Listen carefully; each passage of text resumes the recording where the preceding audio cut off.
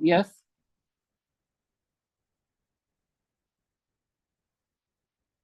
I don't know, like just who has just logged in from the Falcon Academy Zoom in ID? Yeah, it's Tahir Saab, this is me, Tanvir. Is this Okay. any problem? Yeah, because when You're not someone else is logged in from the same account, I lost the host control. So I'm not able to like share the screen. you're host only, right? No, I'm not the You're the host. host. There is two Falcon Academy. Someone Yeah, else is the Falcon. host. One second. I'll just check it. Hold on, I'll just check it. I want to make you host or Falcon Academy as a host. You Falcon just Academy make as a me host? because I already like logged in from the Falcon Academy account itself. So Okay. that's why there is two hosts. Yeah, I Okay. think like now. What I Yeah, will yeah. do is I Now. will log out. You just check it out. Okay. I'll Okay. just log out. Okay. Thank you.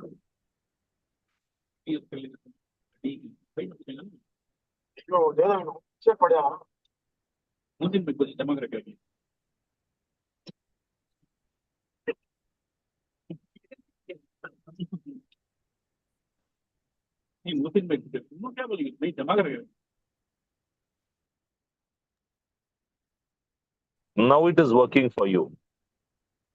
Yeah, okay. Now it's okay. Thank you. Thank you. Sorry for the interruption. Okay, so we just have to substitute the values. So here, as you can see, I hope that you are able to see the screen. So here, as you can see, 9 is common. So I took 9 as a common factor. Then I just added the values.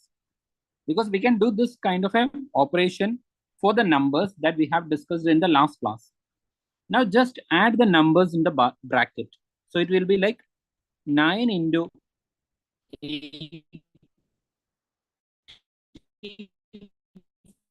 5 minus 90 is equal to 0. Isn't it?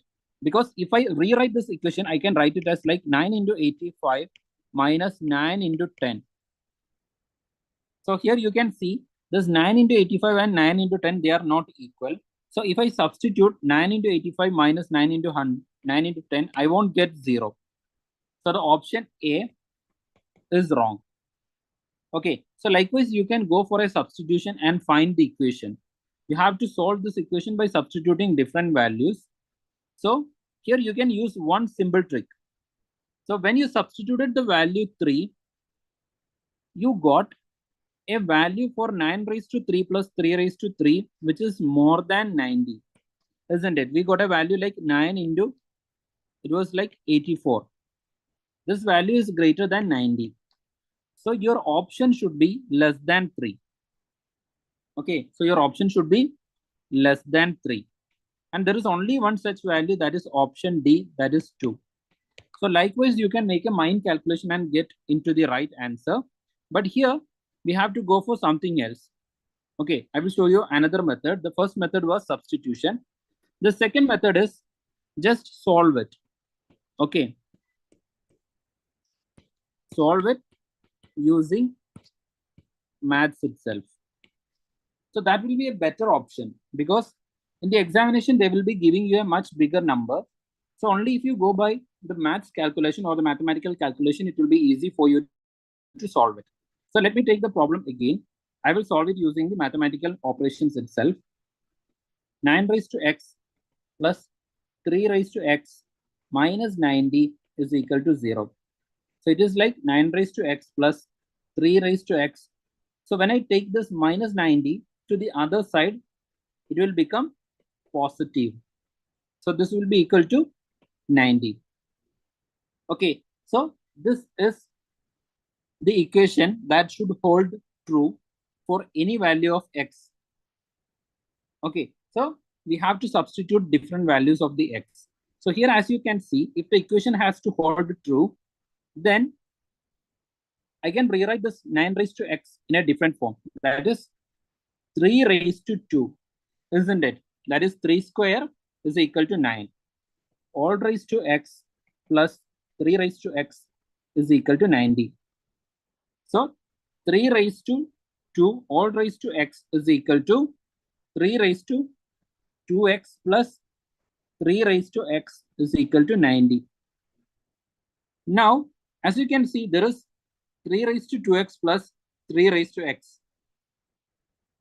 So what I can do?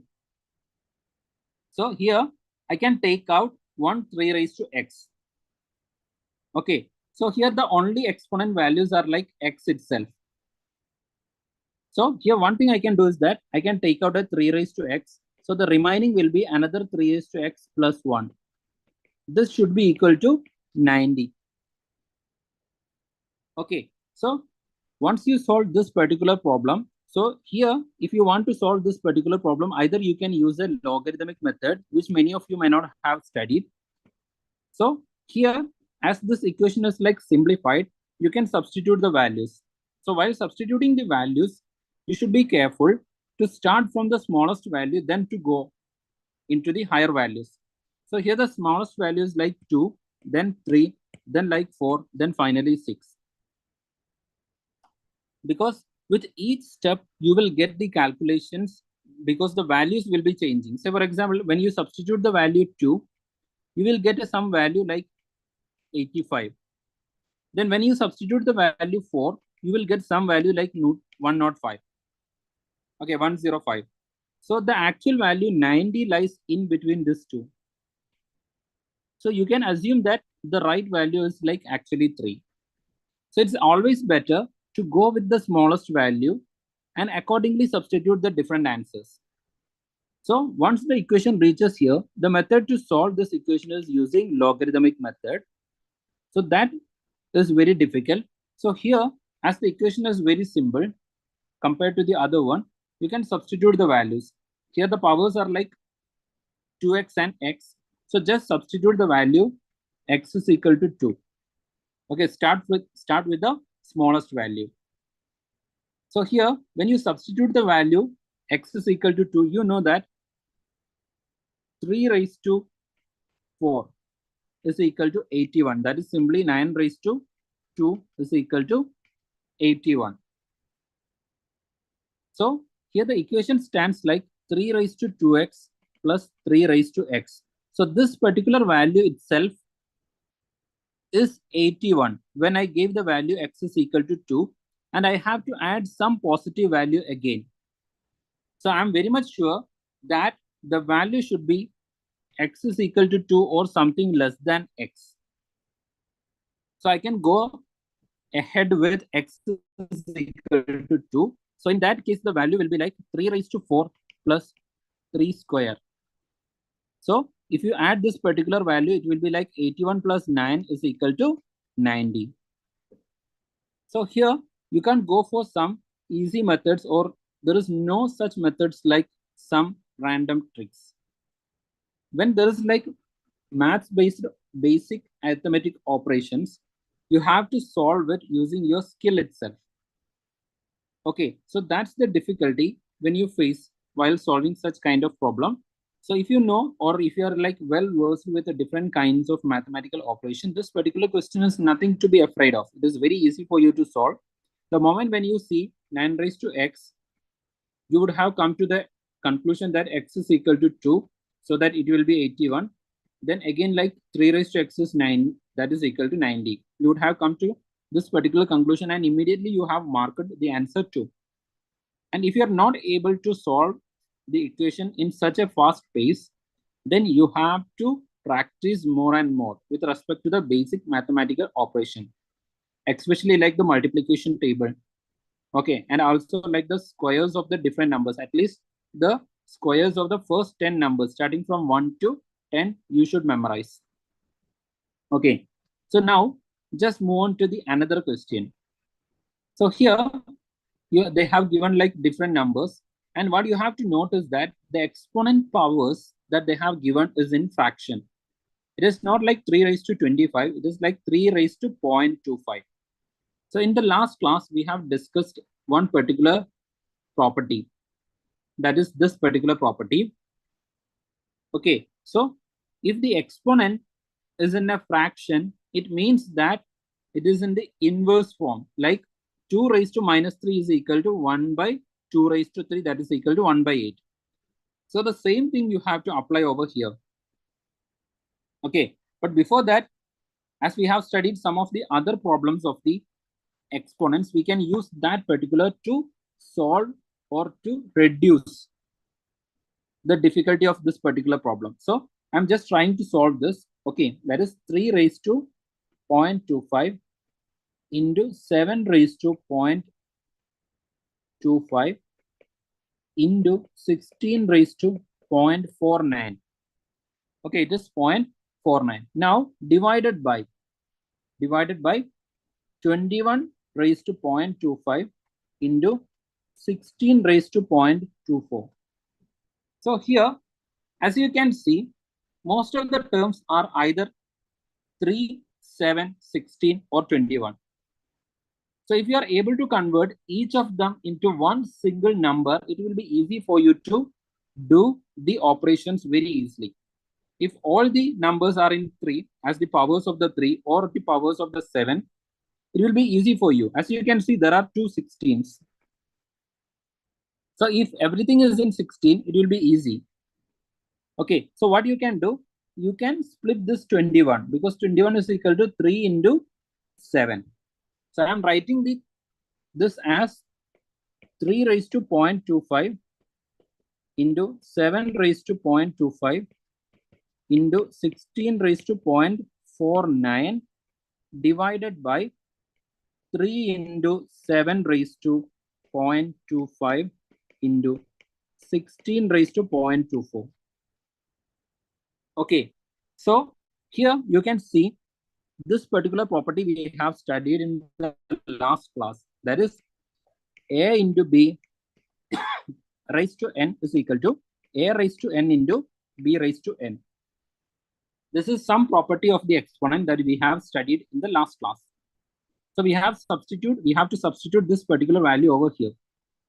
Okay, so once you substitute this, you will get the equation as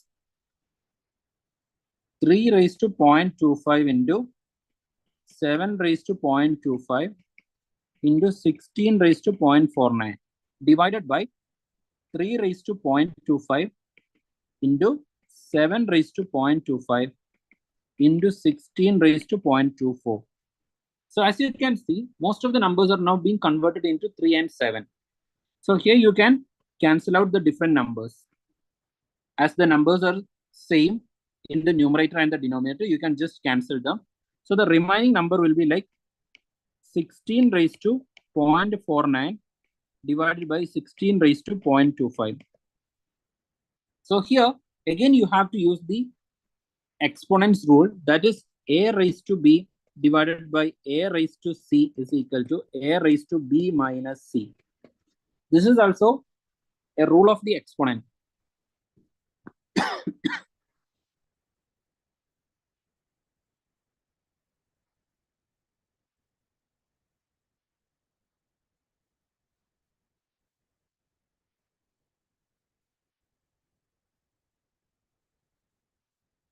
Just a second.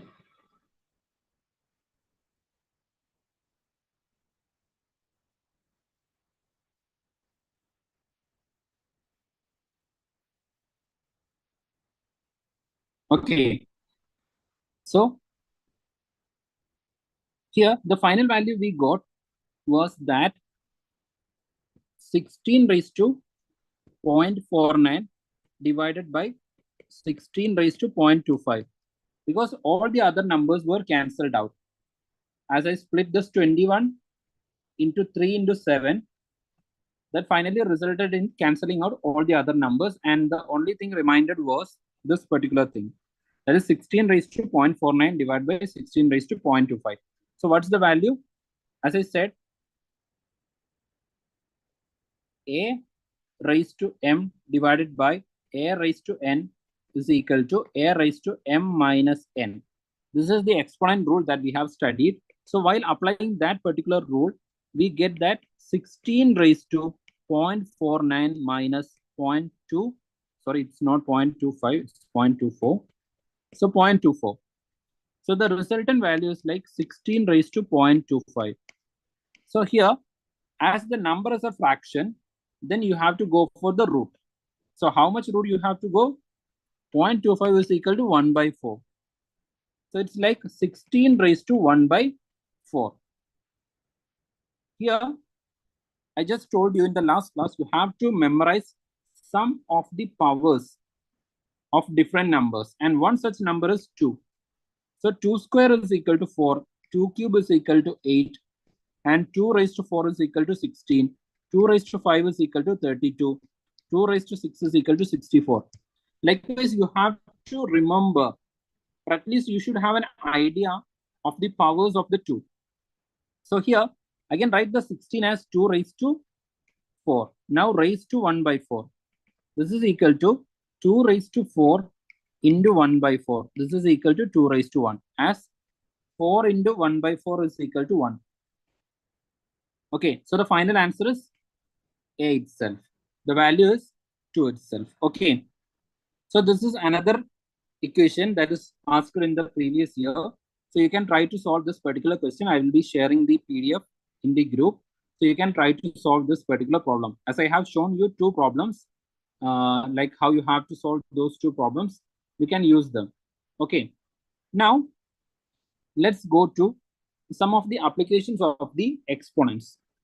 So one question that most of the time repeats with respect to the UPSC examination and different other competitive examination like SSC, RRB, and the different state exams, state PSC examinations, sum of the consecutive odd numbers. So they will be asking like, what is the sum of the first 10 consecutive odd numbers? That is first 10 consecutive odd numbers. So the answer is easy. Okay, the answer is n square. So I will show you how it is.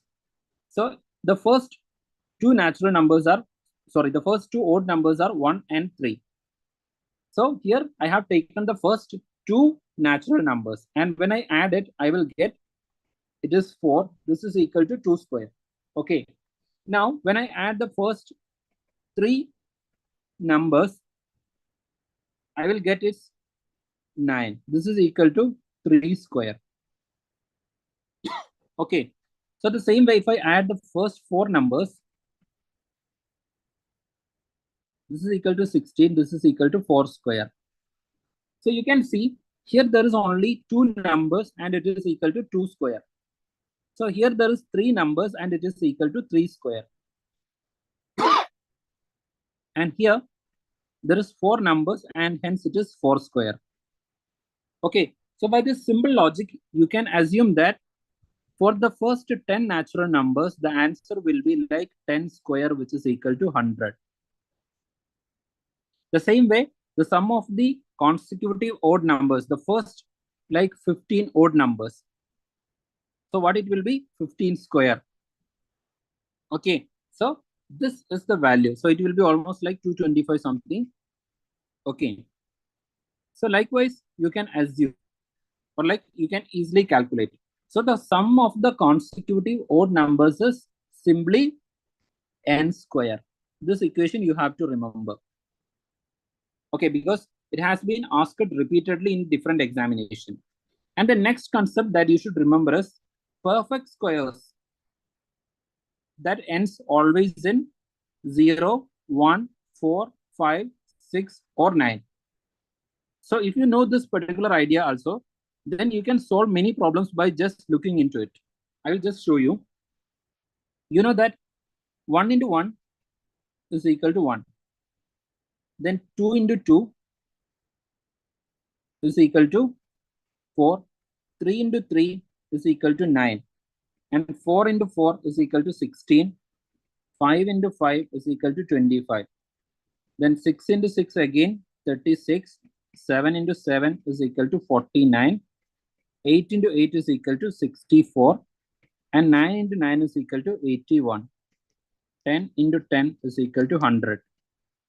And even after this particular number, the same pattern will repeat. Say, for example, 11 into 11 is equal to 121. So it's again 1.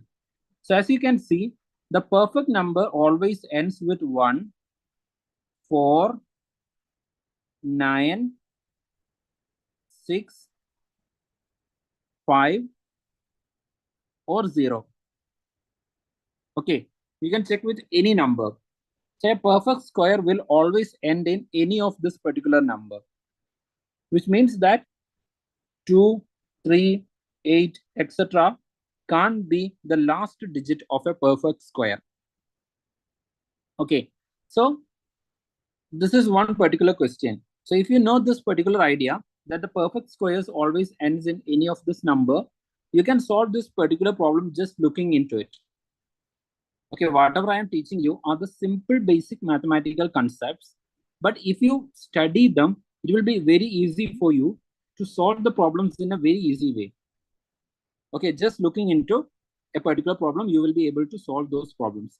Here the question is that the area of a square is 256 centimeters square. Okay, if each side of the square is increased by 25%, what will be the new area of the square? So this is the initial square. This dotted square is the initial one A.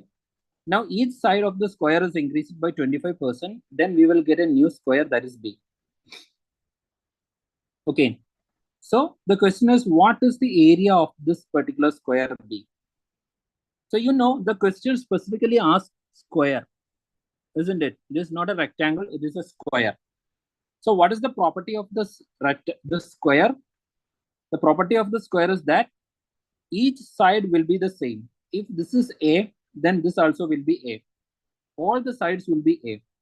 If this is B, then all the other sides will be E. And what is the area? For the area of the small circle, the small square, it is A square.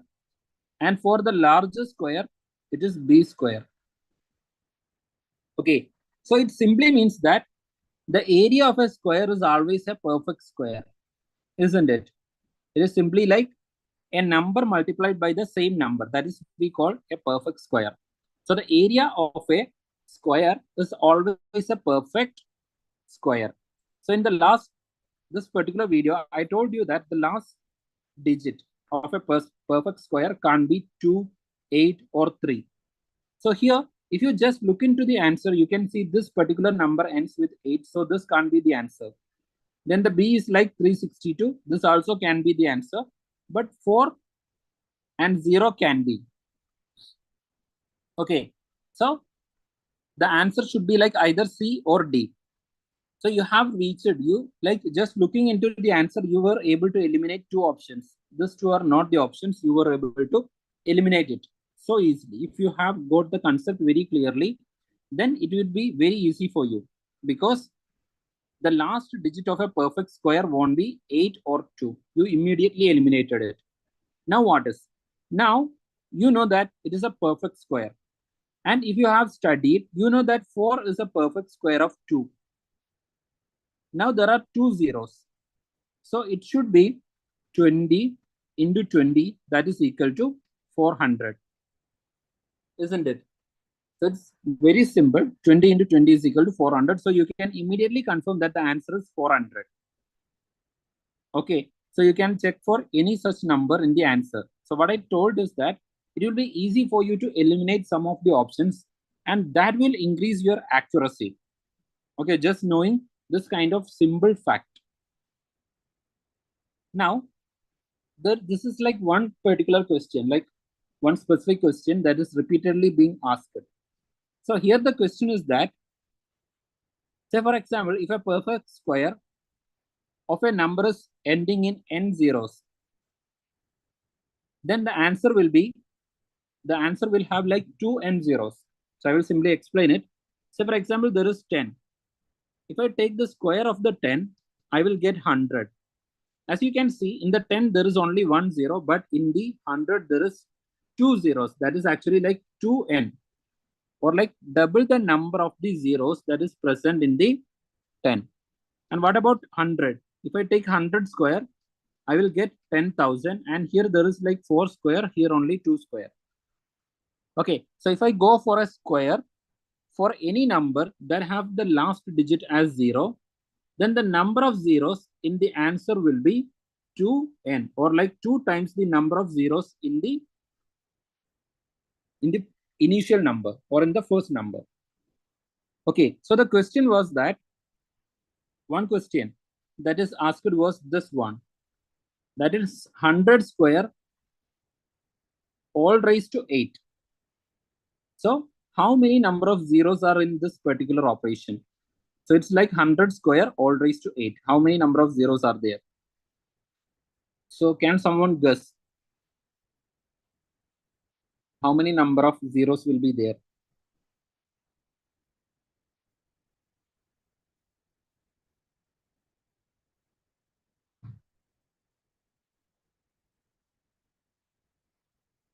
So any of you can guess the number of zeros. So I will just give you the option. So the option is like A is like 10, B is like 16, okay, C is like 20, and D is 32. So how many number of zeros will be there? 32, sir. Yeah, 32. Okay, so someone said 32. So it's like very easy if you have the concept very clear, because a raised to n all raised to m is equal to a raised to m into n. So this is a very simple concept. So here the square or the power of this particular number will be like 100 raised to 2 into 8. That will be like 100 raised to 16. Okay, so the number of zeros will be the double the number of the exponent, that is equal to 2 into 16, that is equal to 32. Okay, so likewise there were many questions that is asked in the previous year. So if you know the concepts very clear, it will be easy for you, like immediately you can reach into the answer. Okay, now we have to study about the cubes also. We have completed the squares and the potential questions that can be asked from the squares that we have discussed. Now we have to discuss about the cubes. What are the potential questions? What simple facts or what simple ideas that we should know? So here, some of the simple facts that you should remember is that the cubes retain the sign of the base, which simply means that if there is a particular number, okay, so when we discussed the squares, I told you that the square of any number, whether it is a positive number, a positive integer or a negative integer, if you take the square, then the answer will be always a positive integer. But with respect to a cube, if you take the cube of a particular number, the answer will retain the sign of the base. Say for example, minus 3 all cube is equal to minus 3 into minus 3 into minus 3. So minus 3 into minus 3 is 9, because minus into minus or negative into negative is positive. Now 9 into minus 3. Say positive into negative is negative. So the final answer will be minus 27.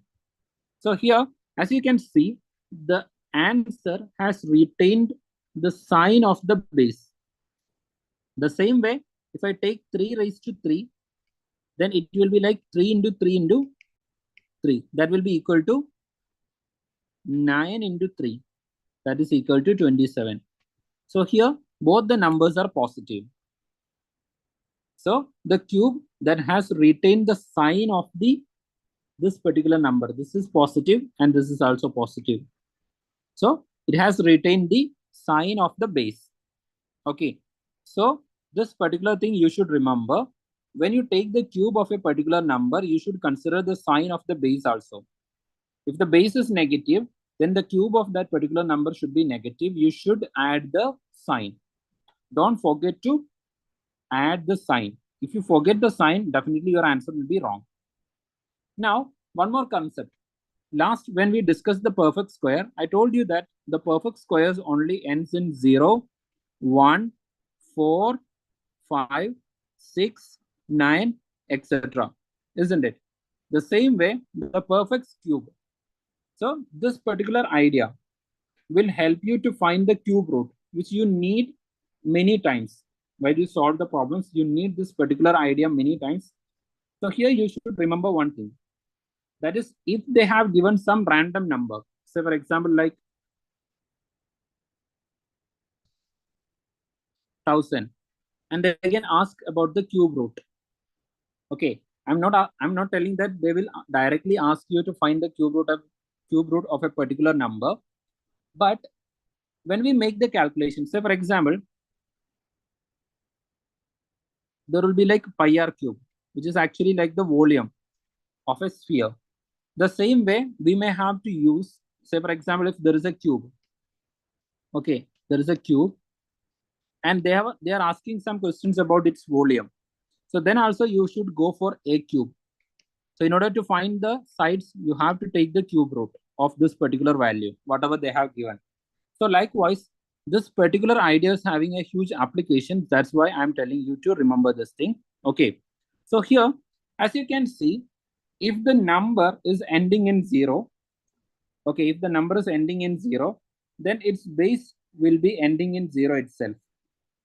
I will just explain you the same way, because here, as you can see, this is ending in 0. So the base is also 10. It is also having the 0. Here it is like 8,000 and the base is like 20. That is 20 cube is equal to 8,000. Okay. Then the same way 30, that is ending in 0. Okay. So that's the idea. So if the base is having a 0, its cube is also having the 0 at the end. And in the same way, if the base is having 1 as the last digit or the unit digit, then its cube's last digit also will be 1. Here, one thing you have to remember, if the base is having 2 as the last digit, as the unit digit, then its cube will be ending in 8. Okay, so its cube will be ending in 8. The same way, there will be like 3, and the cube of the 3 will be ending in 7. And there is 4, and the cube of the 4 will be ending in 4 itself. So the only thing you have to remember is for 2 and 3. Okay, so you have to remember this particular thing. For all the other numbers except 8 and 7 and 2 and 3, the cube will end in the same number as them itself. Then considering the 5, the cube will end in 5 itself. Say for example, 5 cube. This is equal to 25 into 5, that is equal to 125. So the last digit of the base and the cube are the same, that is 5 itself. Now there is 6. For the 6 also, the last digit of unit or the cube will be 6 itself.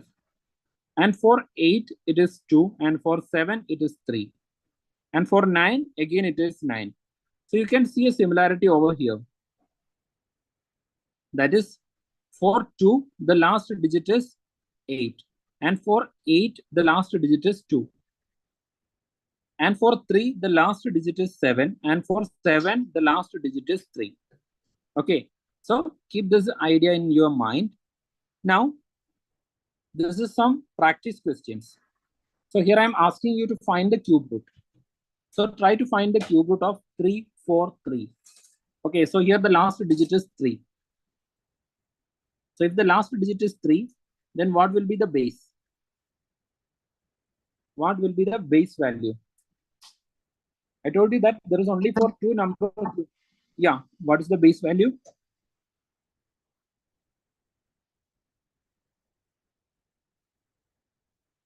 It's 7. Yeah, the last value should be like 7. Okay, so the last value, as the base is having the unit digit as 3, then the cube will have the last digit as 7. Then there will be like some digits at the 10th place and the 100th place that you don't have to concern.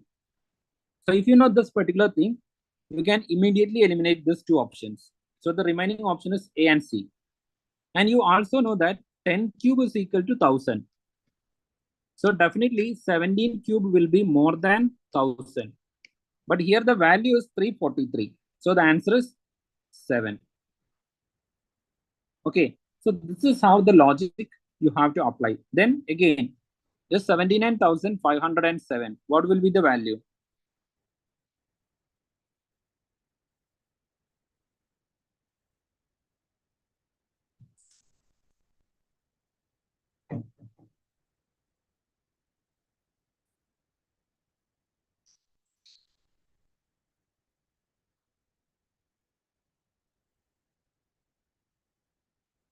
what will be the value for this particular thing?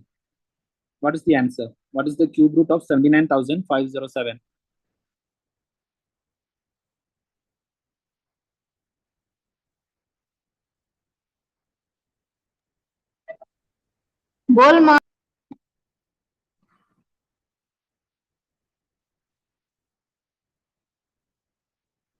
So anyone got the answer?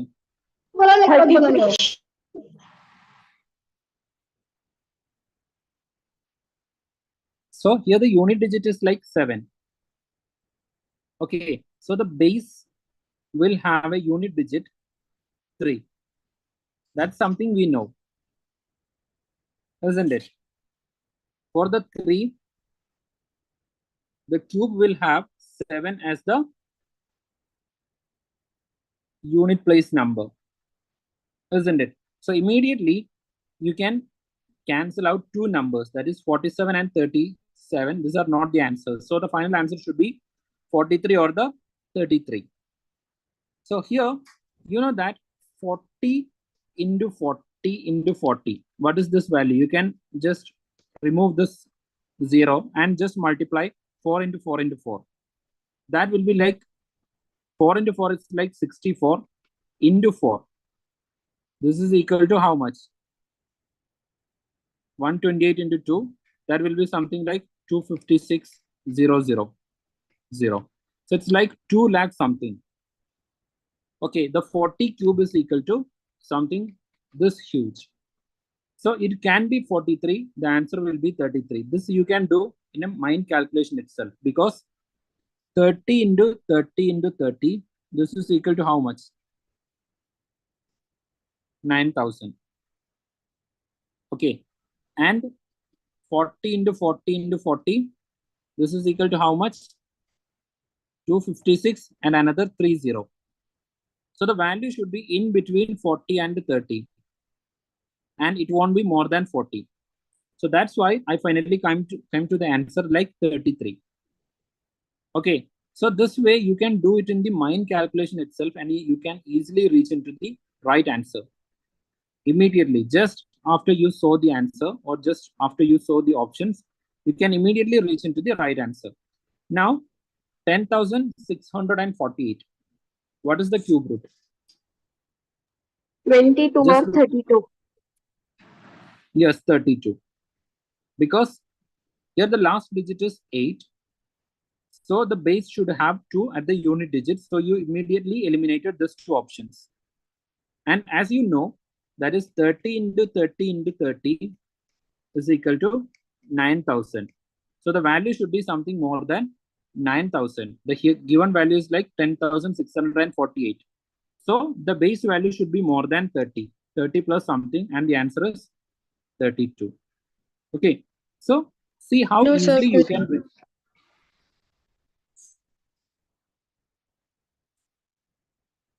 What? 22 answer.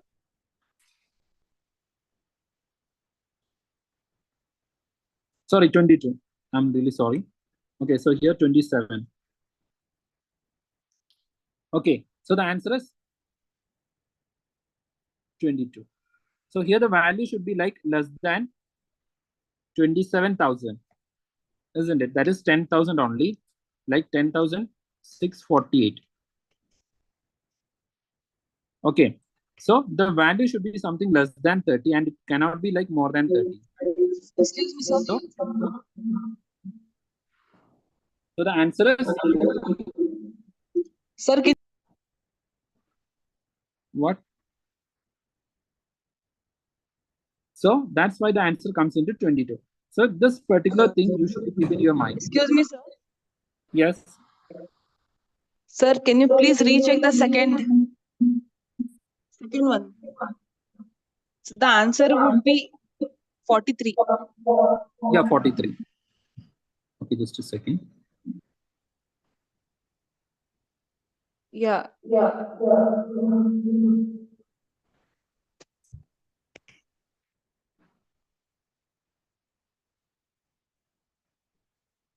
Okay, so I hope that you got the idea. This particular thing you have to keep in your mind. Okay, this table you should keep in your mind. so that it will be easy for you to use this particular thing in your calculation. Okay, so the next thing, this is something like in the first clip. Sir, we want cube stages. What? That we want cube introduction of cube page. Yeah, definitely. This will be provided to you. Okay, so this PDF will be shared to you and you can take it from there. Sir, down to this. What? Next to this page. This one. Yeah, okay. So this is also you have to remember, because this helps you to find the value in between. So for example, this is like 10 cube. 10 cube value, you know, that is equal to 1000. And the 20 cube value that you know as like 8000. So if there are some numbers, that is say for example like 17.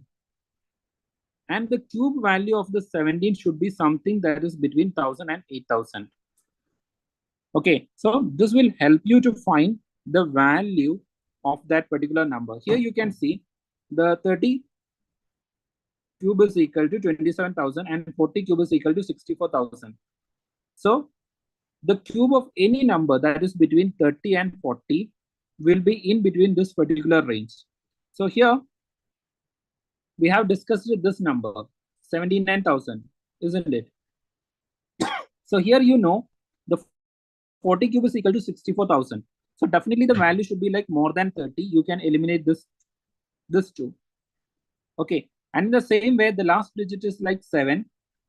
Then you can reach that the last digit of this base should be like 3. So using like combining these two ideas, you can immediately reach into the answer. So that's why this particular idea comes into place. Okay. So I will be sharing both this. So just go through it. Okay. Now, the next concept, this thing. So just look into this question and try to answer it.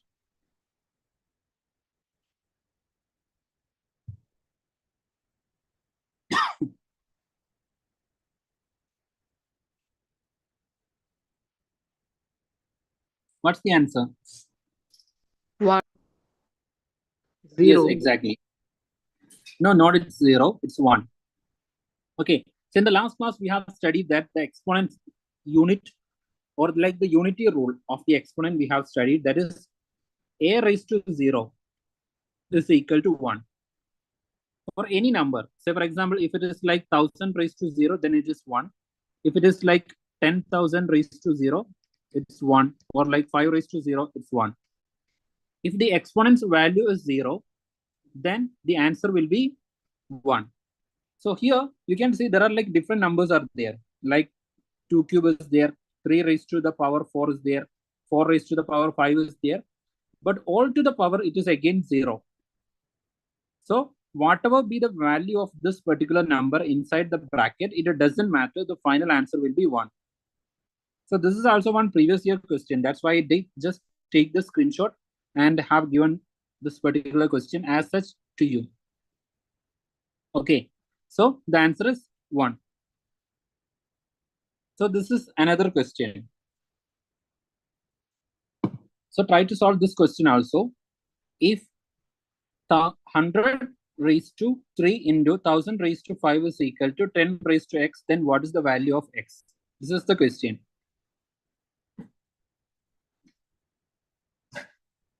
So how we will solve this particular question? So this is very easy. We have to convert all the bases into the same numbers. So here the base is like 10, 100, and 1000. So we have to convert all the bases into the same number so that it will be easy for us to compare the exponents' powers. So here I want to convert 100 into base of the 10. So 100 is actually like 10 square, all cube. Then into this 1000 is actually like 10 cube. Okay, all raised to 5. This is equal to 10 raised to x. Now I have to solve each of this. It is like a raised to m, all raised to n, that is equal to a raised to m into n. That is 10 raised to 6 into 10 raised to 15 is equal to 10 raised to x. Now this is in the format of a raised to m into a raised to n. That is equal to a raised to m plus n. So here the value will be like 10 raised to 6 plus 15 is equal to 10 raised to x.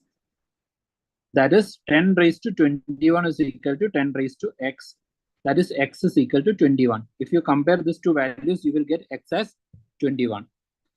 So if you know the idea, most of the questions you can solve it very easily. Okay. Now we have to go into the basic operations with respect to the rational numbers. So a rational number simply means that any number, okay, any number that we can write in the form p by q. If I can write any number in the format of p divided by q, then I can say that that particular number is a rational number. Say for example, 1 by 4 is a rational number. 1 by 2 is a rational number. 3 by 5 is a rational number. So any number that I can write as p by q form is called a rational number. And there are like some other numbers that is called irrational that we will discuss. Okay. Now, coming to the properties of the rational number with respect to the multiplication, that is called like the closure property. So the multiplication is that p1 by q1 into p2 by q2 is equal to p1 into p2 divided by q2 into q2. Okay. So this is the basic idea with respect to the multiplication of the rational numbers. I will just use an example so that it will be easy for you to get the idea. So 1 by 2 into 3 by 4. Okay, so how I can multiply this? It's easy. You have to multiply the numerator divided by, you have to multiply the denominator. That is 1 into 3 divided by 2 into 4. This is equal to 3 divided by 8. The answer is very simple. Okay, so many of you know this, but for those who don't know, I just repeated this. Okay, so each of the basic ideas should be like very much clear to you. And the next concept is like the multiplicative inverse. So this is where most of the people commit some kinds of mistakes. So you shouldn't make any such mistake. You should know what is the multiplicative inverse. Sometimes the question will be like to find the multiplicative inverse. Very easily they may ask. So if you know the concept like what is the multiplicative inverse, it will be easy for you to find the answer. Okay, I'm not like talking about the UPSC examination, but for the SSC and RRB, they often like ask what is the multiplicative inverse. If any of you want to like before cracking into the UPSC, if you want to build a plan B and you want to crack the SSC or the RRB, any of this examination or state PSC examination, then you should like definitely study this kinds of concept like multiplicative inverse. So here the multiplicative inverse is that, so for example, 1 by 4 is there. And if I divide 1 by 4 by 3 by 4, then what is the answer? The answer is very simple. I have to take the denominator and inverse it and then multiply with the numerator. So the procedure is that 1 by 4 into, then I have to inverse the denominator, that is 4 by 3. Okay, so when it was in the denominator, it was 3 by 4. But when I take the inverse, it becomes 4 by 3. Then I have to multiply that with the numerator. So the answer will be like the 4 and 4 I can cancel because the same number is there in the numerator and denominator. And the final answer will be like 1 by 3. Okay, the final answer is 1 by 3. So it's very easy. Okay, so this is called the multiplicative inverse. The same way, if there is like two numbers, p by q is there and like q by p is there. So if I multiply these two numbers, then I can cancel like p, then q, then I can get the answer 1. So any such rational number, if I multiply that rational number with another rational number, if I get the answer as 1, then these two numbers are called the multiplicative inverse each other. Okay, so these two numbers are multiplicative inverse with respect to one another. So this is one question that's actually asked based on the application of the rational number. So the question is that Sita reads 1/4 part of a book in 1 hour. Okay, so just reconstruct the reading. That is 1/4 part she reads in 1 hour. Okay, so 1/4 part is covered in 1 hour. So it will take for her to complete 4 hours, isn't it? To complete the entire book. It will take 4 hours. So 1/4, if there is like 1 hour, she complete 1/4. And if she gets 4 hours, she will complete this 1 hour, isn't it? That's what the idea of this particular directive. So Sita reads 1/4 part of a book in 1 hour. How much part of the book will be read in 1/5 hours? Okay, so the question is 1/5 hours. How much book she has read, or like how much area she has covered? So here you have to convert this 1/5 into proper rational form. So for that, I have to multiply 2 with 5 and add this 1. So it will be like 2 into 5 plus 1 divided by 5. This is equal to 11/5. Okay, she got 11 divided by 5 hours. This much time she has got. So how much area she would have covered? This is the question. So in 1 hour, if she get 1 hour, she complete 1/4, isn't it? Now she get 11/5 hours. So how much she will complete? So what I should do? In 1 hour, if she is able to complete 1/4, then I have to multiply. So it should be like 11/5 into 1/4. Isn't it? In 1 hour, she completes 1/4. Okay. In 1 hour, she completes 1/4 and she get 11/5 hours. So I have to multiply whatever the area or whatever the pages that she reads in 1 hour with 11/5 hours. So that I will get this 11/20. This is the answer. Okay, so the option is like D. So it's like very easy. If you know the basic operations, it will be easy for you to find the answer.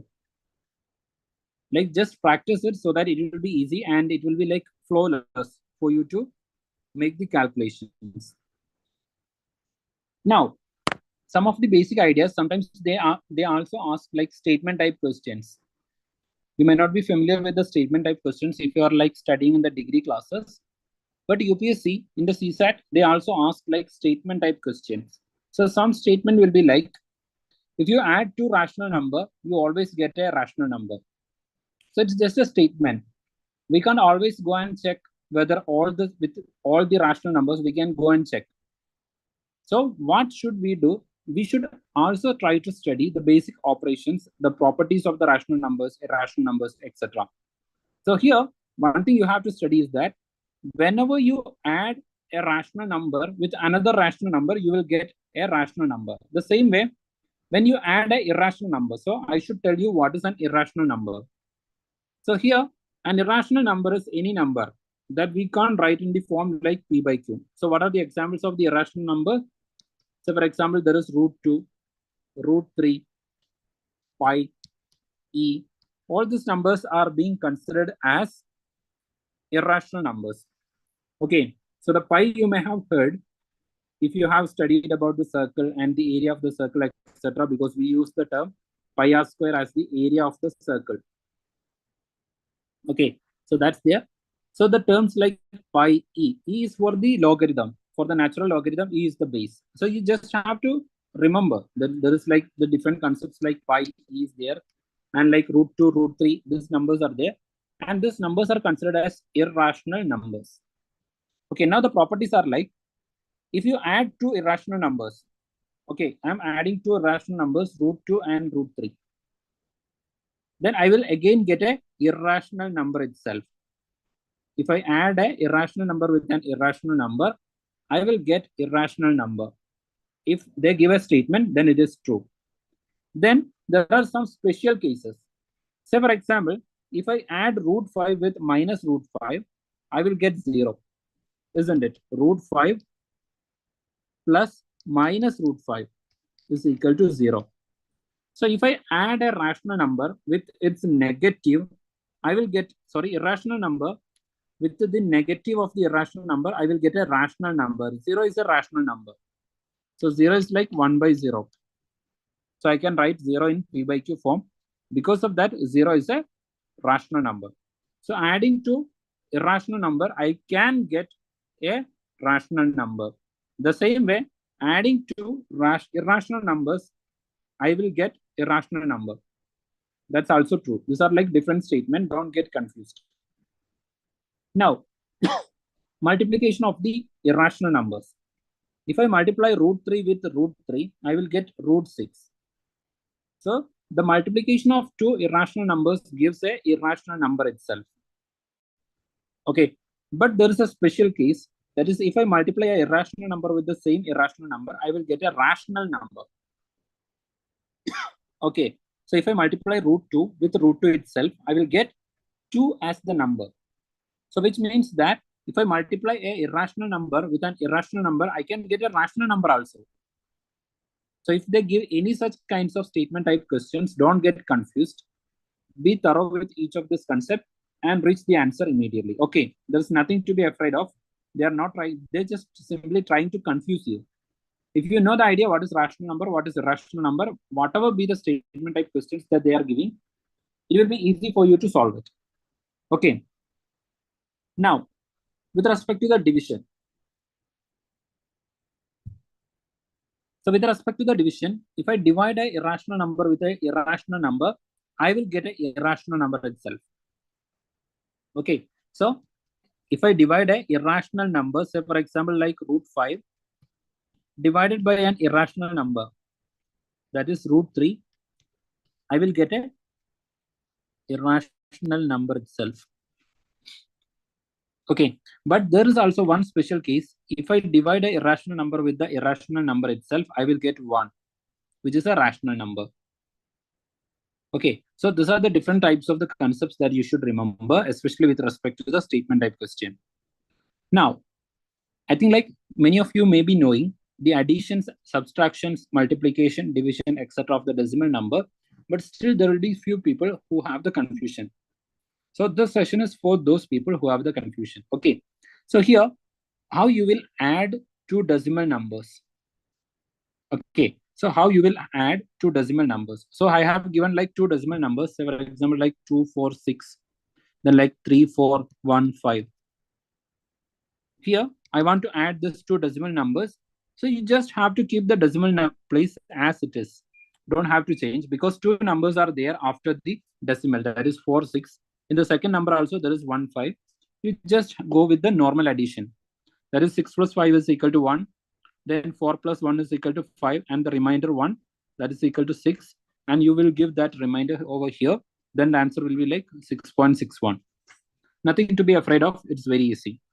But what if it is 2.4 plus 3.15? In this case, how you will do it? So here you have to add a 0. Okay, you just have to add a 0, then go with the addition. This is 5, this is 5, then this is 5. This is the answer. Okay, so anyway, only you can add if the decimal places are matched. If it is not matched, then you have to match it somehow. Okay, you can add the zeros. Likewise, you have to match the number of decimal places, then only you can do the calculation. This is the basic idea with respect to the addition. Okay, now what is the rule for the subtraction? For the subtraction also, it holds the same rule. So you can subtract a decimal number from another decimal number if its decimal places matches each other. So for example, 8.64 minus 3.21. If I want to subtract the decimal places, here for the first number, there are like 2 decimal places. Second number also, there are 2 decimal places. If this 2 matches each other, then only I can do the subtraction. So here as it is matches, I can go with the normal subtraction.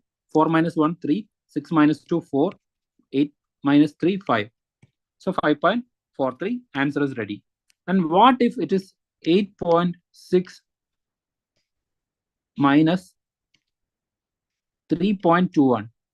So here the decimal places are not matched. So what I will do, I will add a 0 over here. 8.60 minus 3.21. This is a basic idea. I know most of you know, but it should be very thorough. Okay, now just subtract it. So 0 from 0, you cannot subtract 1. You will take 1 from here, then 10, then minus 1, 9, then 5 minus 2, 3, then 8 minus 5.39. Okay. Sorry, here it is 11. Sorry, subtraction 5. Okay, so 5.39. So this is how you have to do the calculation for the division, sorry, the subtraction also. Now we are going for the multiplication. Okay, so how you will do the multiplication for the decimal numbers? So for example, I will take the easiest one. So for example, 3.2 into 2.1. So earlier we have seen that in the decimal numbers and the final output or the sum number that we got, both have the same decimal numbers. But when it comes to the multiplication, you have to remember that here the decimal numbers or the decimal place is 1. Here it is 1. So the final number will have 2 decimal places. Okay, so whatever be the number, you have to add it. So for example, if there is like 3 numbers, 3.2 into 2.1 into 1.1, then the final answer will have 3 decimal places.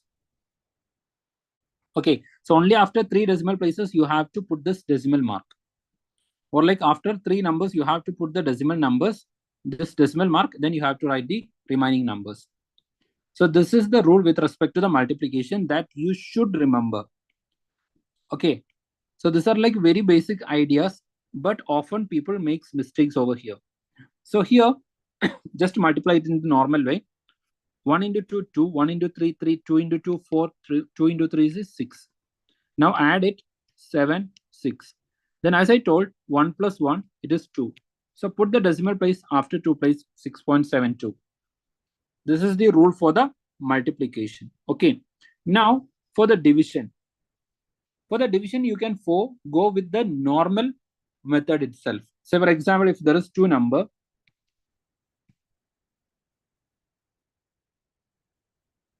1.24 divided by 0.6. Okay. So this is a division. So here what you should do, you don't have to consider the decimal numbers. Just convert the entire number into the normal form. That is 1.24 divided by 0.6. Now, here I am changing this decimal by 2 places. That is equal to 1, 2, 4. So I changed the decimal place by 2. In the denominator also you change it. So here I have to change it by 2 decimal place, but there is only one number. So I will add a 0. Then it is 60. Okay. Then you just divide it.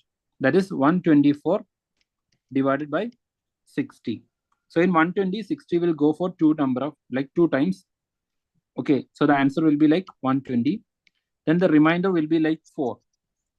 So in the 4, the 6 won't go. Then you have to put the decimal number. Okay. So it's like the normal division itself. You don't have to do anything separately. Okay. So it's like very easy. You just do with the normal division itself. Okay. Now for the 4, you have to add the 60. Like the 60, with 60, you cannot divide the 4. So you just add a 0. Then also you can't. So you put a 0 over here. Okay. Then again you add a 0. So for the 400, if you divide the 60, then you will get up to like 366 times. So for the 7th time, it will be like 396. 396. Again, you will get 4 as a reminder. So it's like again 7. Okay. So it will continue because this 4 will appear again and again. So the approximate answer will be like 2.07. Okay. So this is how you have to find the decimal place and the division. So we have just covered the division multiplication, addition, and subtraction with respect to the decimal numbers. These are the topics you already studied in your like UP or in the high school classes. That's why I try to cover it as fast as possible. Okay, because we want to move on to the main operations. Now, for those who don't know the operations with respect to the negative numbers. So for the addition and subtraction, you have to give, with respect to the addition, you have to give the sign of the largest number. So simply, I will just tell you. So for example, if you are adding like -5 plus -3, the answer will be like -8. Okay, both the signs are like negative. So just keep the negative as it is. But what if it is like -5 plus 8?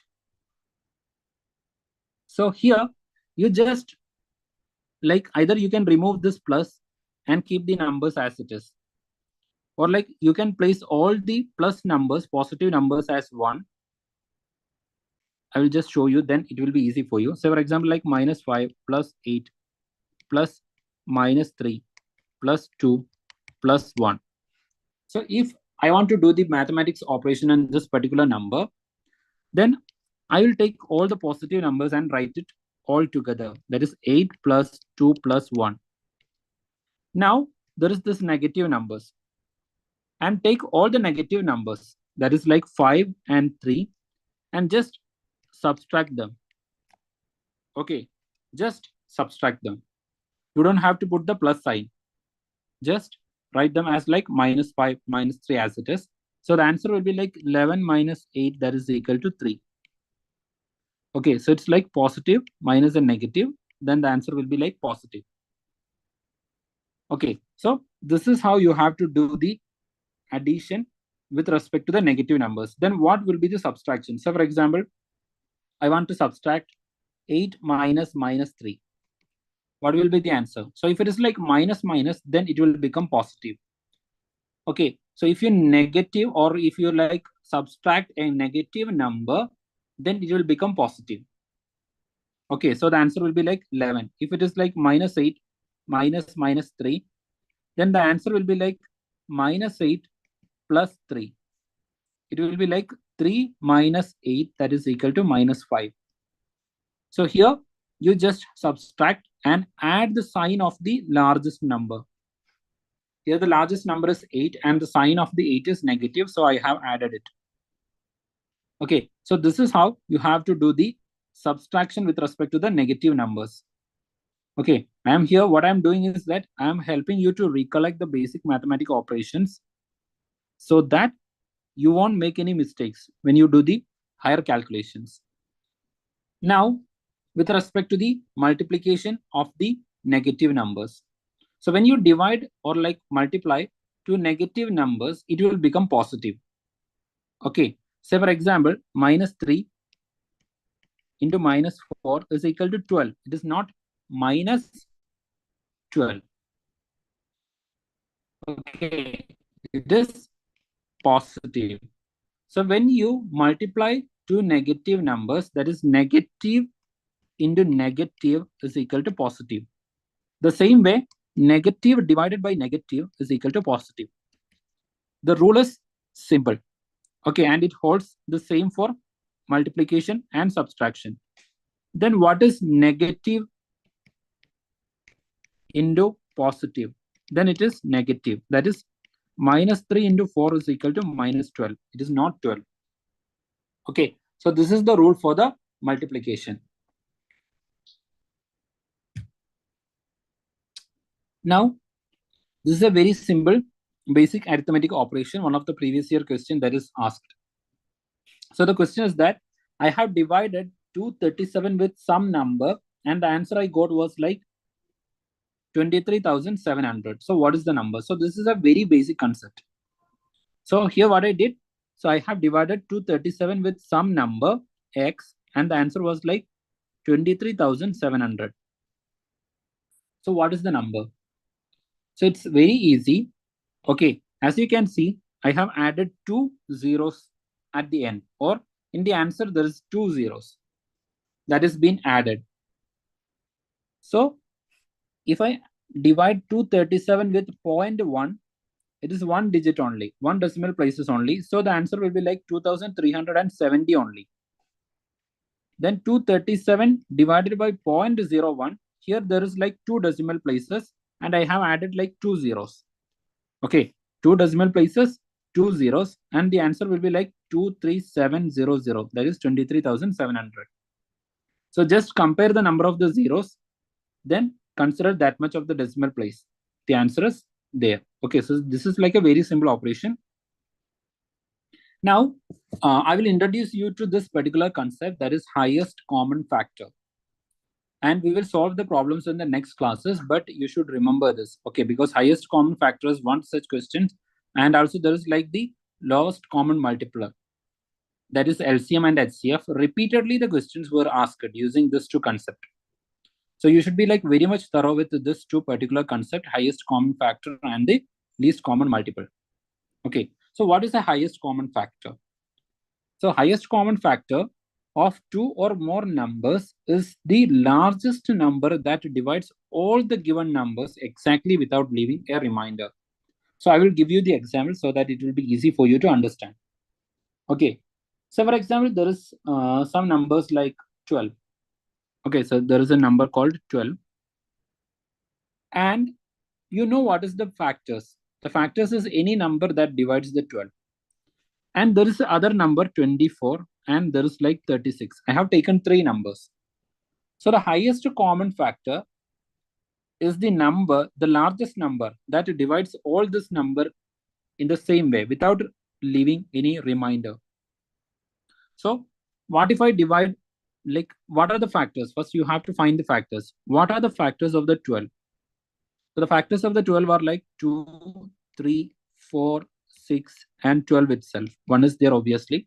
So these are the different factors of the 12. So the highest factor for the 12 is 12 itself. Okay. So what is the factors for the 24? So for the 24, the factors are again 1, 2, 3, 4, 6. Then there is like 8. Okay. So 3 into 8. Then there is like 12. Okay. So 2 into 12 is equal to 24. Then there is like 24 itself. Okay. So these are the different factors. And for 24, the highest factor is 24 itself. Now for the 36. Now there is 36. What are the factors of the 36?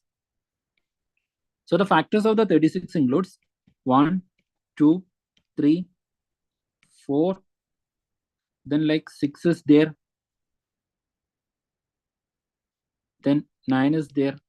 12 is there. Okay, then what else?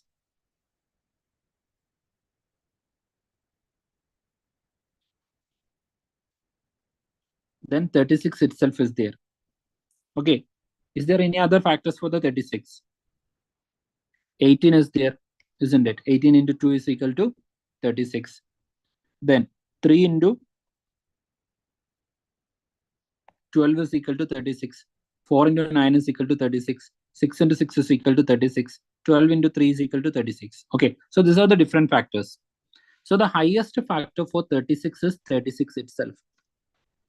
But to find the HCF or the highest common factor, we have to go for the common number in each of this factor. The common number is like 12, 12, and 12.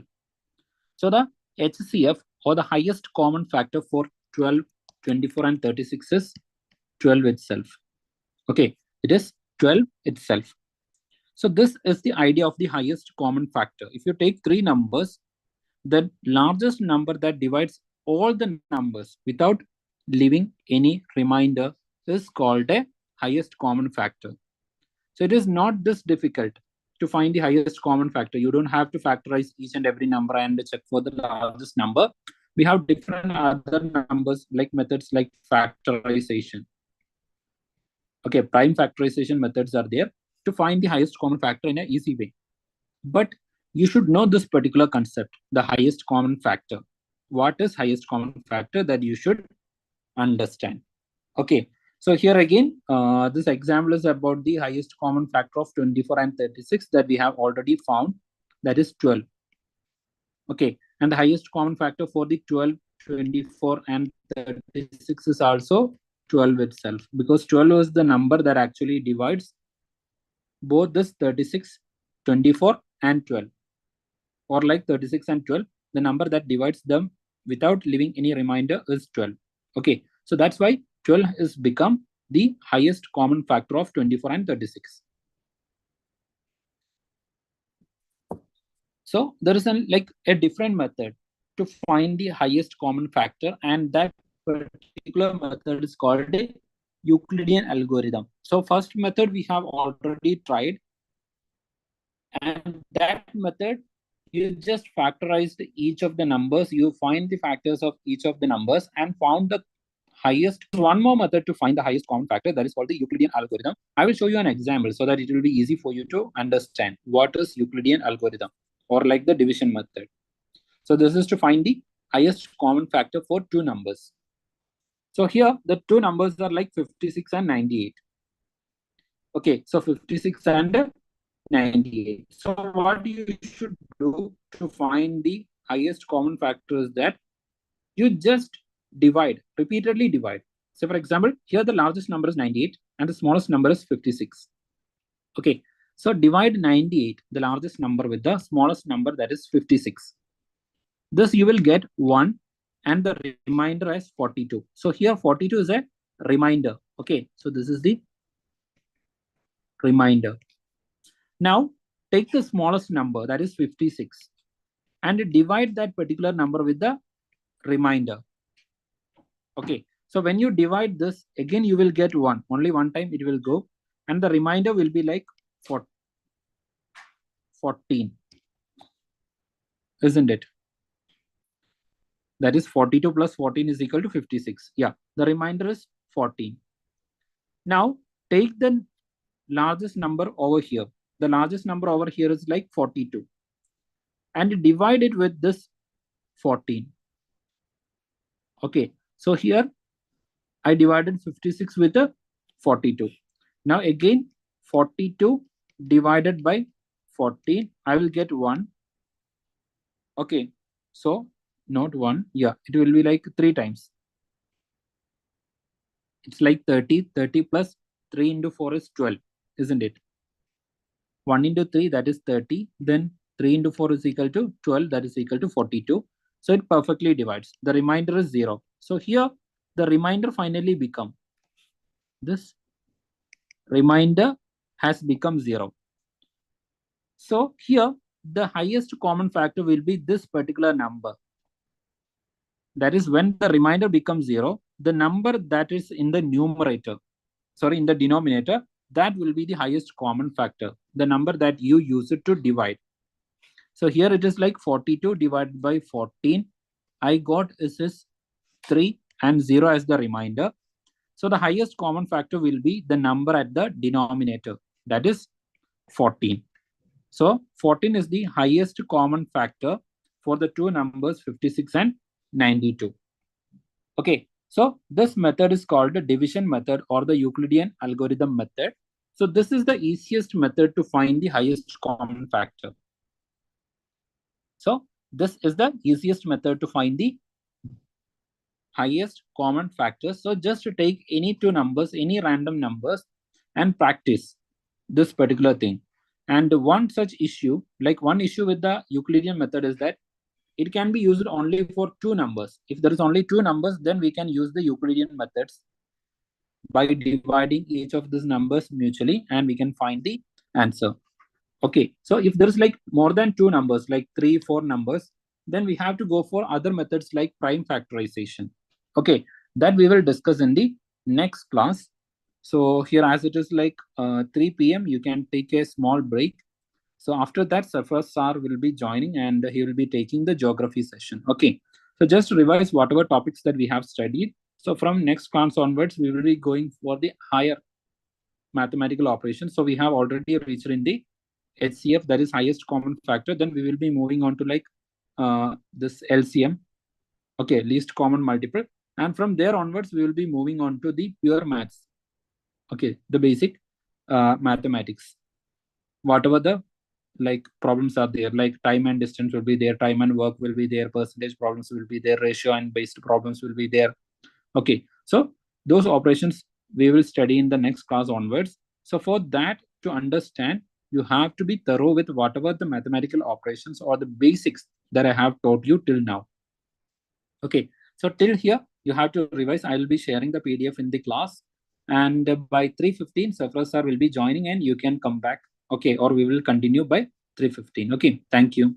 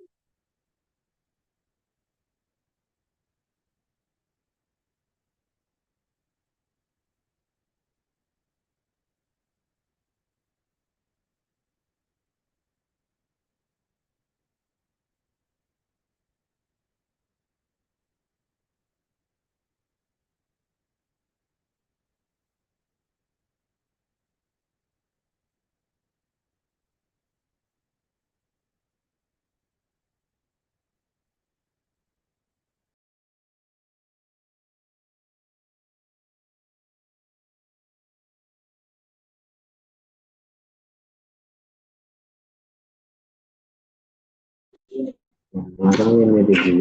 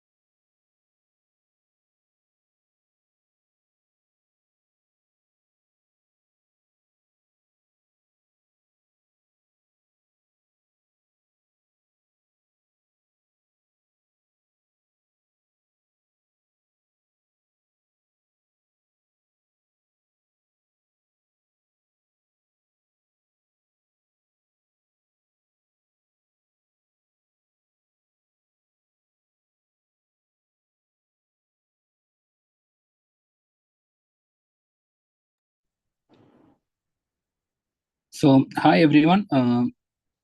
We will continue our class. Just wait for 5 more minutes.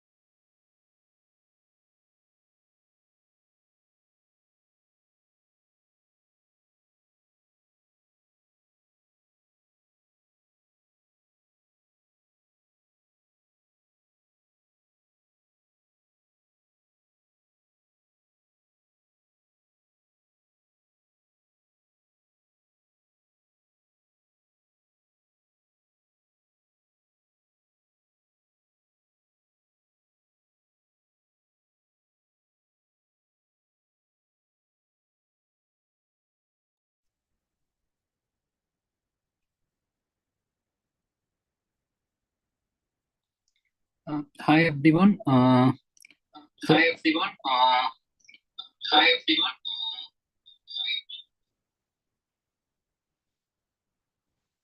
so hi everyone. I think I'm audible. Am I audible?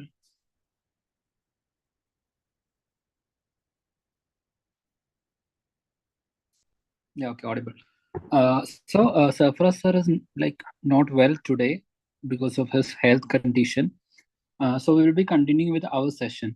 Okay, so we'll be continuing with the math session.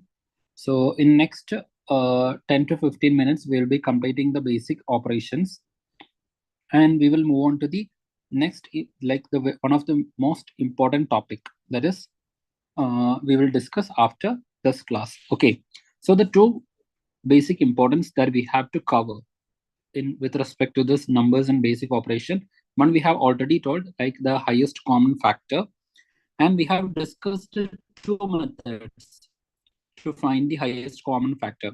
One such method was just going with the division, like finding the factors and search for the highest factor.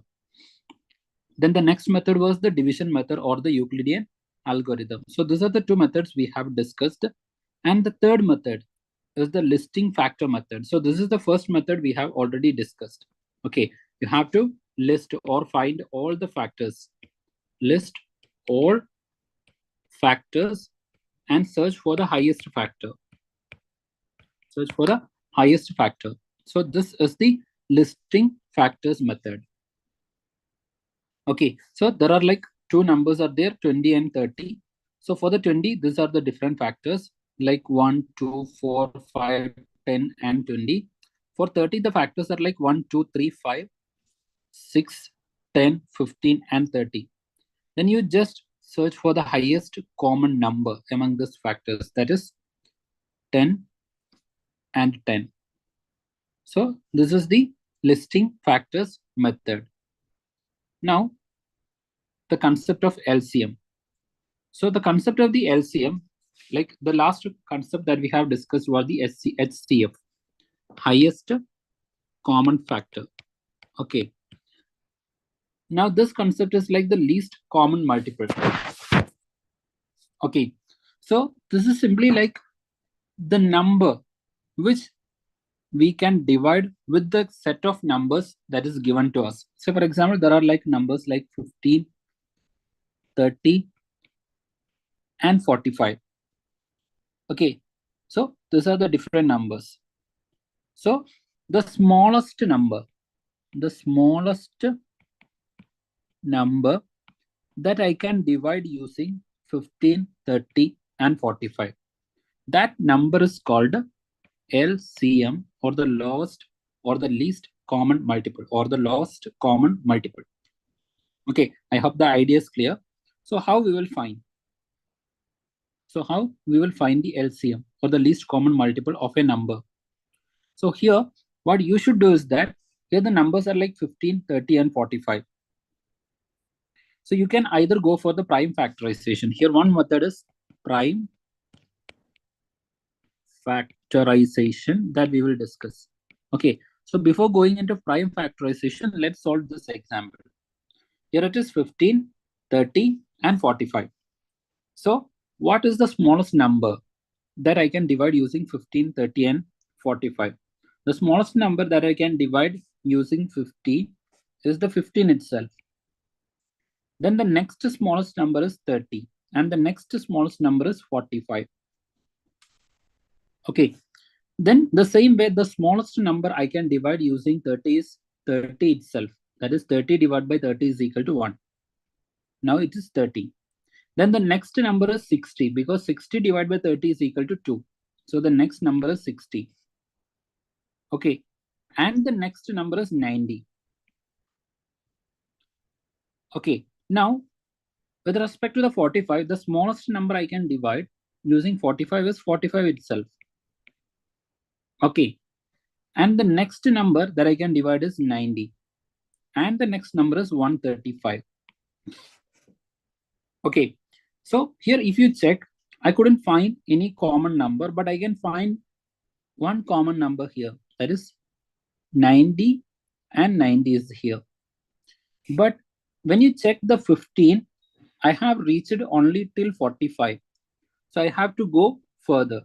So the next number I can divide using 15 is like 60. Then the next number is 75 and the next number is 90. So I got 90 here. Okay. So the smallest number that I can divide using 15, 30 and 45 is 90.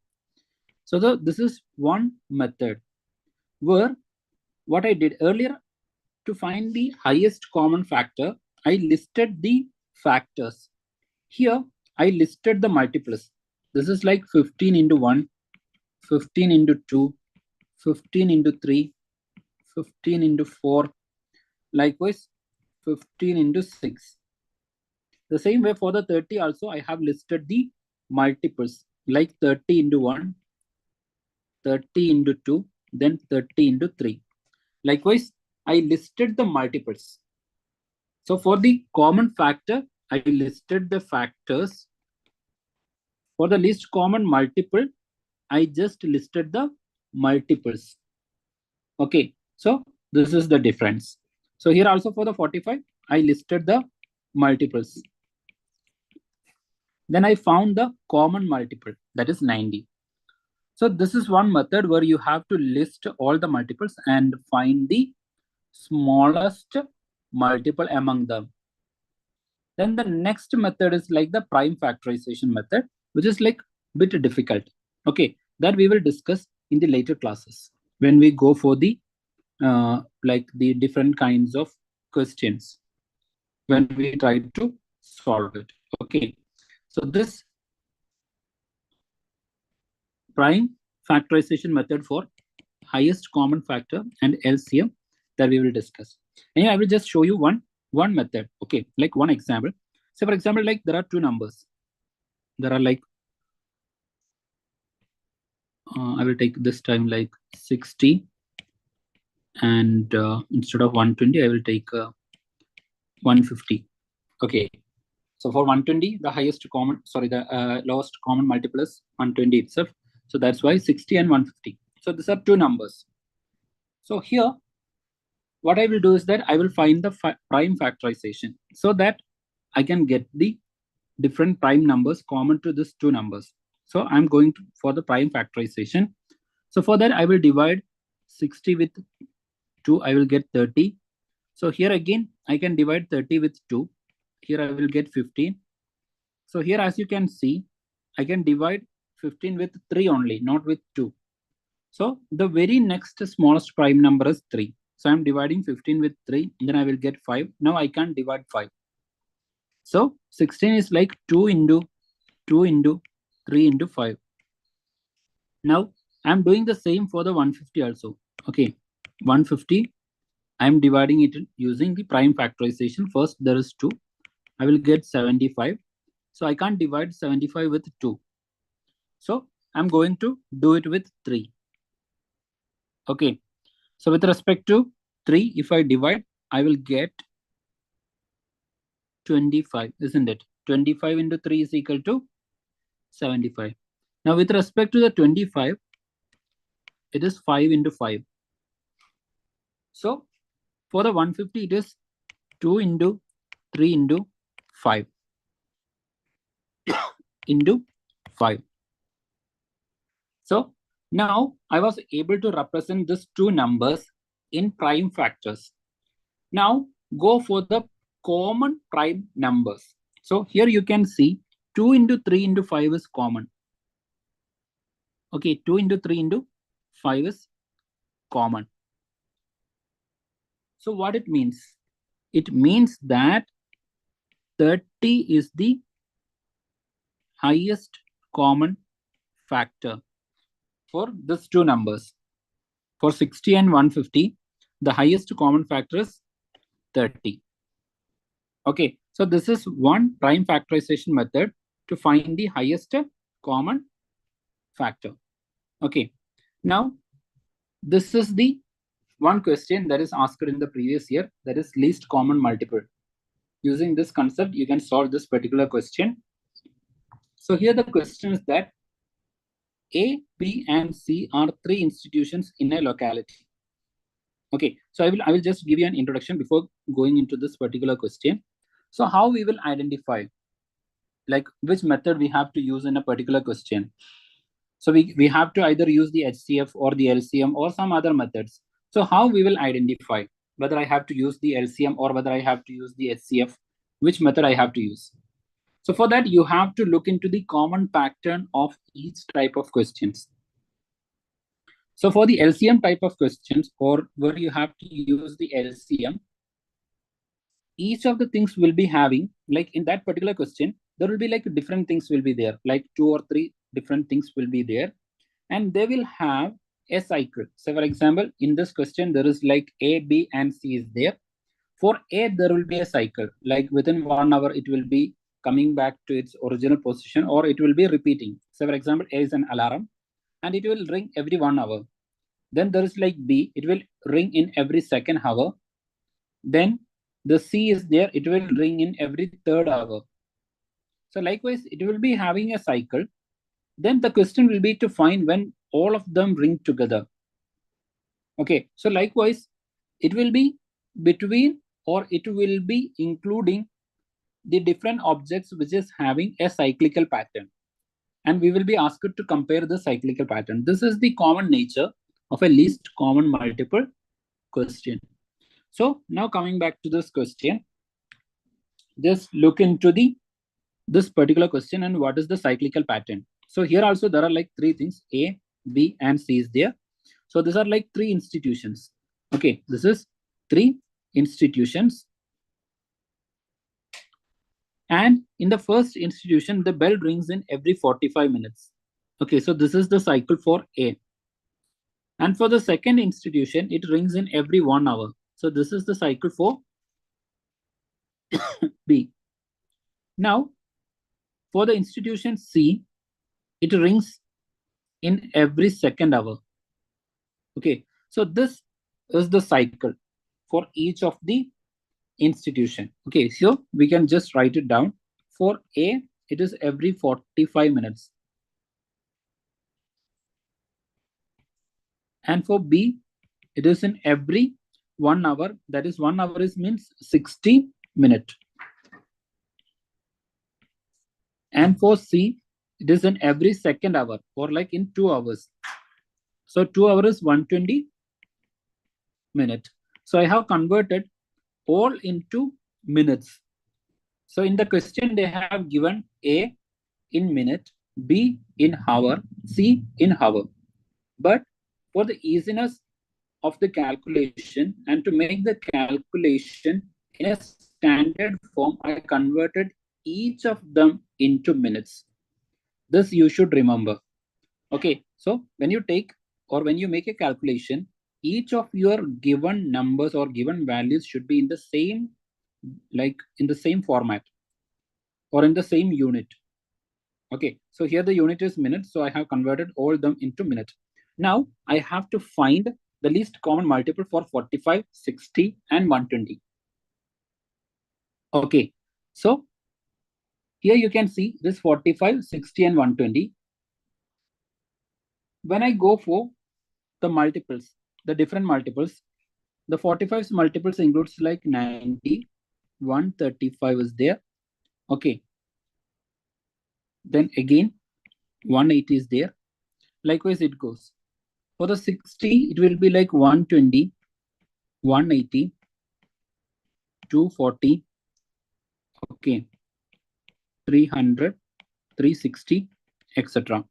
For 120, the multiples will be 120, 240,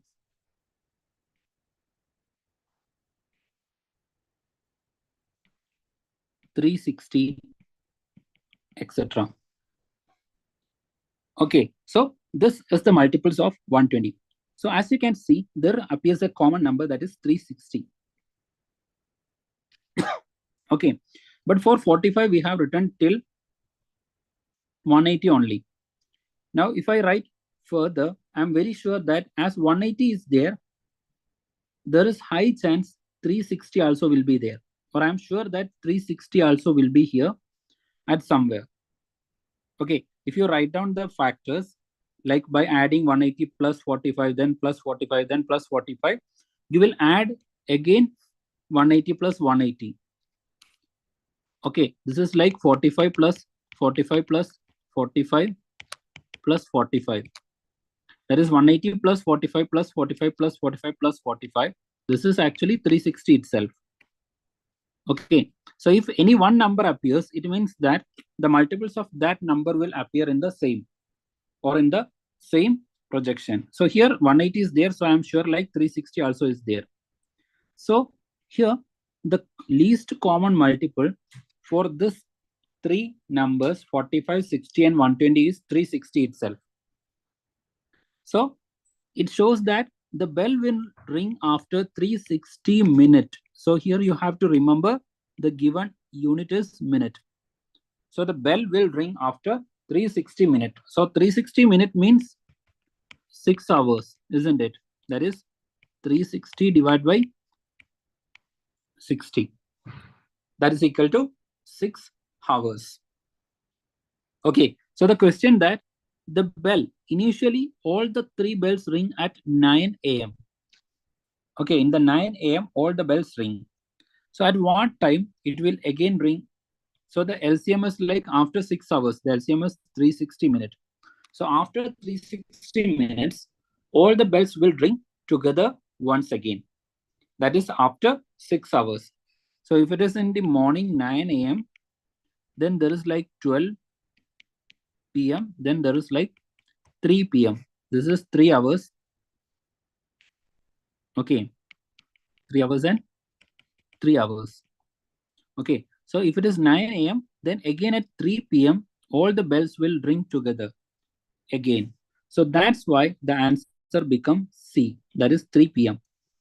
So I hope that you got a clear idea about the pattern, the nature of the questions that involves the idea of LCM.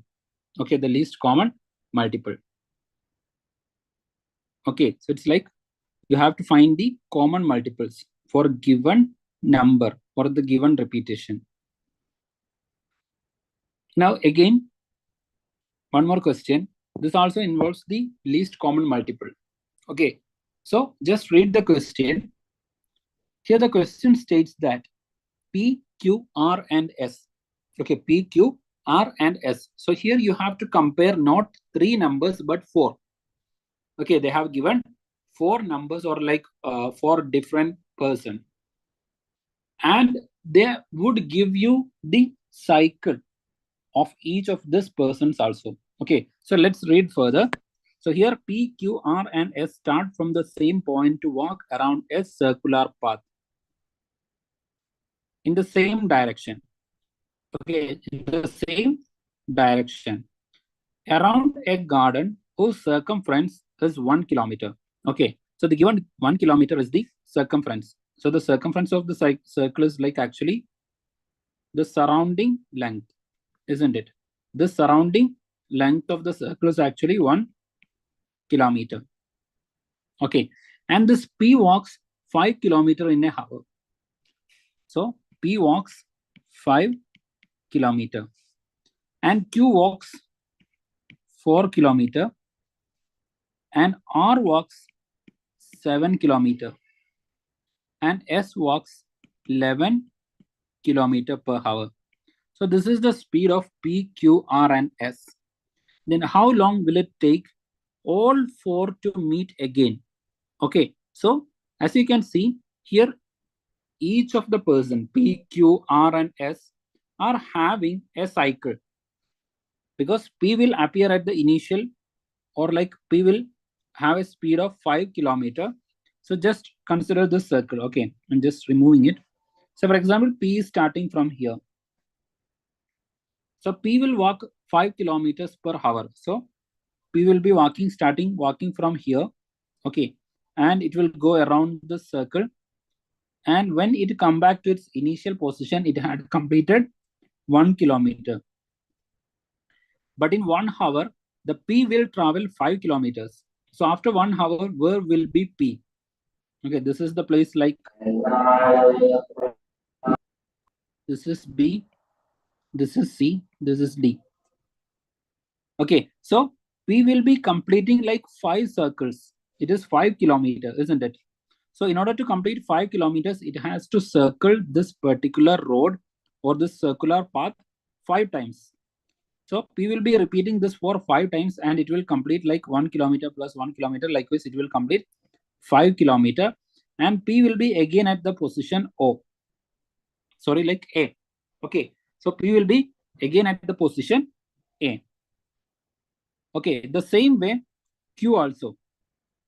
Q in 1 hour will complete 4 rounds along the circular path and Q also will come to the place A after 1 hour.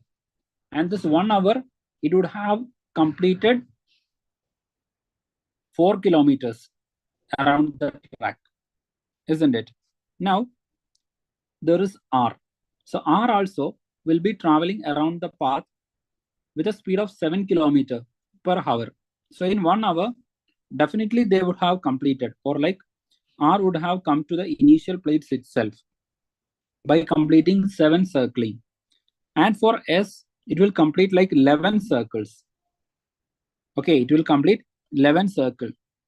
So after 1 hour, each of them will meet at the same place. Okay, so every 1 hour it will meet, each of them will meet at the same place itself. Okay, so I hope this concept is clear to you. P, Q, R, S is there. So P is walking at 5 kilometers per hour. So in 1 hour, it would have completed the circle 5 times and come back to its original position. The same way Q, R, S also, they have different speeds and they have covered like circled the circular path in different number of times. Q is completed like 4 times, R is completed 7 times and S is like 11 times. Anyway, all of them are coming back to the initial position after 1 hour. So that is the idea. So if you know this idea, it will be easy for you to immediately mark the right answer. That is 1 hour. There is no need to even like look for the prime factorization or like finding the multiples, nothing like that. You can by logic itself directly reach into the right answer if you know what is happening when they are moving in the circular track. Okay. Now, the next concept that you should learn is like representing the numbers on a number line. Okay, so in the last class, I have told you that we can represent any number on a number line. And a number that can be represented on a number line is called a real number. Okay, any number that I can represent on a number line is called a real number. Now, representing the numbers on a number plane is a different thing. So here we will have a Cartesian coordination that is like an X and Y, like horizontal and vertical lines. These horizontal lines, we consider them as X, and the vertical lines, we will consider them as Y. Okay, and in equidistant points, we will mark. At the equidistant point, we will mark and we will add like 1, 2, 3, 4, 5, 6, etc. To the left, we will add -1, -2, -3, -4, -5, etc. And with respect to the vertical, in the vertical movement, to the upward, we will add positive. Okay, we will add the positive numbers like 1, 2, 3, 4. Now, to the down, we will add the negative numbers. This is -1, -2, -3, and -4. Okay, now how you will represent a number on the number plane. So for example, I want to mark a number or a place over here. So how I will denote a number in this particular number plane. So here, if I check, I will just check the X coordinate of this number, that is 2. That simply means that this number is 2 centimeters away from, or like 2 units away from Y. The same way, the number is 2 units away from X line, isn't it? This is 2 centimeters or like 2 units away from X axis, and the same way it is 2 units away from Y axis. So I can represent this number as x comma y. Okay, so whatever is the digit that is over the x and whatever is the digit over the y-axis, I will give it as the second number and I will represent it in the paired form, that is x comma y. So this number is like actually 2 comma 2. Okay, so this is the number. This is the number for the point P. So I can represent point P as 2 comma 2, where 2 denotes its length or like its position along the x-axis. And the y2, the second 2, denotes its position along the y-axis.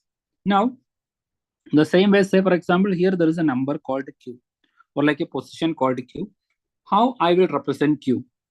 So here, I will check its position with respect to the x-axis.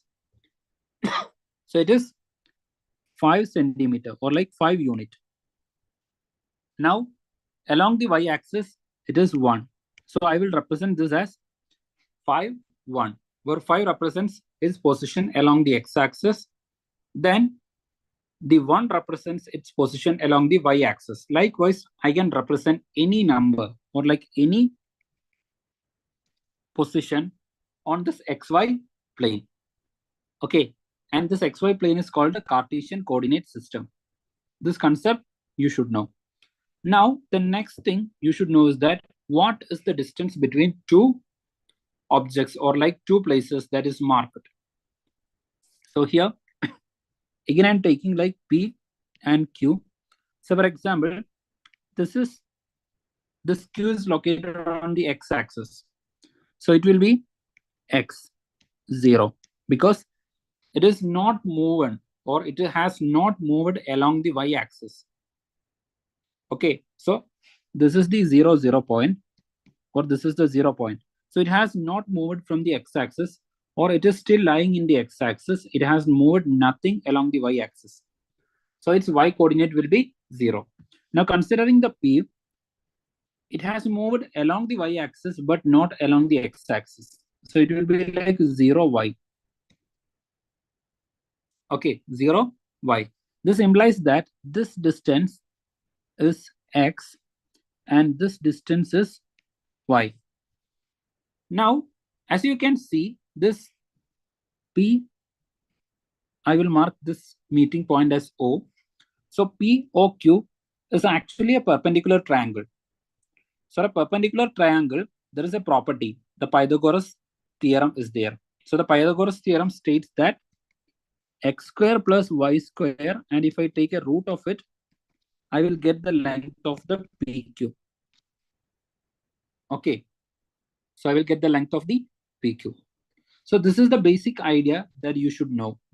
Now, to further, this is like I have taken a very simple problem because both the lines or both the points are along the x and y axis. Now, say for example, if it is not the same way, if the numbers are at like different location, then how we will find it? Okay, so the numbers are at like two different location. So for example, one is at over here and the other is at over here. This is P, this is Q. Now I want to find the distance between P and Q. Okay, so how I will find? Here it is like x1, y1. Here it is x2, y2. So here you have to remember one equation. Okay, so here also you can actually create a Pythagoras triangle. Okay, like this way. If you just draw a line perpendicular along the P and a line parallel to x-axis along Q, it will be meeting at a point called O. Okay, it will be meeting at a point called O. So now this triangle OPQ is a perpendicular triangle. So again, also you can use the same method, the same Pythagorean equation to solve, to find the distance PQ. Okay, but I'm not going to solve. I am just going to show you the equation. So this you have to remember. The distance of the PQ is that x2 minus x1 square plus y2 minus y1 square. Okay, so this is the distance PQ. So in order to find the distance between any two numbers, like PQ is in a number plane, this is the equation, that is PQ is equal to root of x2 minus x1 square plus y2 minus y1 square. Okay, because this particular distance OQ is actually x2 minus x1, and this distance OP is y2 minus y1. After that, I simply applied Pythagoras theorem, that is x2 minus, that is OQ square. This is the OQ square plus OP square, and I took root of this to get the PQ. Okay, x2 minus x1 square plus y2 minus y1 square, that is OQ square plus OP square, that is equal to PQ. Okay, so here also the concept is the same. I have used the Pythagoras theorem itself by finding the distance. But if you can like memorize the equation, that is much better.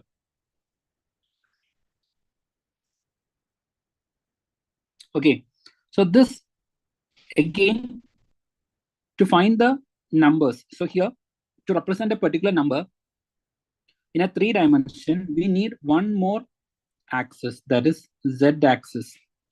Earlier we had x-axis, y-axis.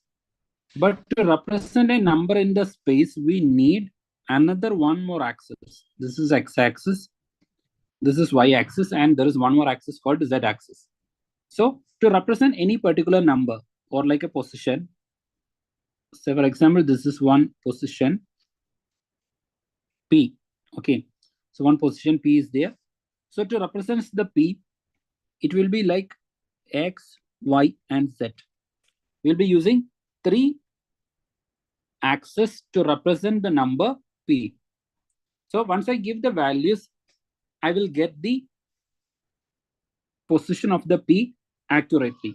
Okay, now say for example, there are like 2 such numbers are there, or like 2 different positions are there. One is over here and the other over here. Okay, so the 2 positions are like P and Q. Now I want to know the distance between P and Q. What is the distance between P and Q? So the earlier for the number plane, we had the equation x2 minus x1 square plus y2 minus y1 square plus z2 minus z1 square. Okay, so earlier it was only x2 minus x1 and y2 minus y1. So here in the 3D plane, sorry, in the 3D space, to find the distance, you have to do it in this particular way. You have to add this z dimension also. Okay, so the distance between 2 points in a z axis or like in a space is root of, here it is the length PQ. PQ is equal to root of x2 minus x1 square plus y2 minus y1 square plus z2 minus z1 square. Okay, this also you should know, because when it comes to the exam, they will be giving like 3 different numbers or like 2 different numbers, and they will ask you to find the distance. So if you know the equation, it will be easy for you to just substitute the values and find the equation. Okay, so these are the basic concepts that you should learn with respect to the number system. So we have completed the foundation. Now we will be moving on to the higher levels. Okay, so till now what we have done is like we were like building the foundation to learn the advanced classes. Okay, so the advanced classes we are starting from now on. The first session that we will be covering will be like time and distance. Okay, so the first session that we will be covering is time and distance. So here you will be like noting one thing. Most of the concept that you are going to study here is already covered in your physics classes. Nothing new. Everything is already covered in your physics classes. Okay. The first concept you should remember here is that speed. Okay. So the equation for speed is that speed is equal to distance covered divided by time taken. Okay. So the first concept you should remember is that speed is equal to distance divided by time. That is, the distance covered in a particular time is called the speed. Okay. And we represent the speed in different format. Sometimes it will be like meter per second. Sometimes it will be like kilometer per hour. Or even sometimes it will be like kilometer per second. If the object is moving at a very fast rate, we even represent them like the kilometer per second. Okay, so these are the different ways through which I can represent the numbers. Okay, so I hope this idea is clear to you. Now, let's move on to this particular formula. Okay, so we have found the distance formula, or you have studied the distance formula. That is, distance is equal to. So if you cross multiply this, you already know speed is equal to distance divided by time. This is the very definition of the speed. That is, speed is the distance traveled in a unit time, or like in a given time. That is speed. So if you cross multiply this divided by on the right hand side will become multiplied by at the left hand side. So the distance is equal to speed into time. This will become distance. Okay. So these two equations you have to remember. This entire topic is based on this particular concept. What is speed? What is distance? What is time? So once you are like well versed, or once you know this particular concept, you can solve any problem using this idea. Now, one more thing you have to remember, like in the last session also, while dealing with the basic numbers, I told you that whenever you do a mathematical operations, all the units should be in the same like expression. So for example, if one speed is given in the kilometer per hour, then the other also should be in kilometer per hour. If you want to add, subtract, or do some operations with respect to the speed of two objects, if you want to compare it, then the units expressed should be in the same format. If it is kilometer per hour, the other speed also should be in kilometer per hour.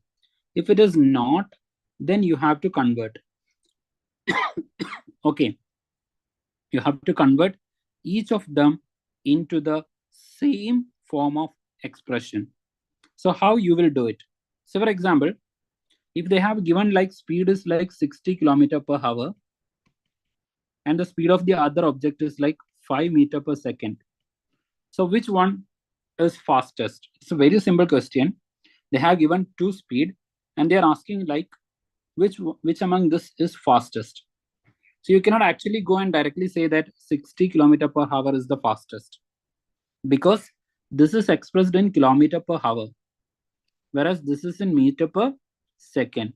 So you have to convert them into the same format or into the same units.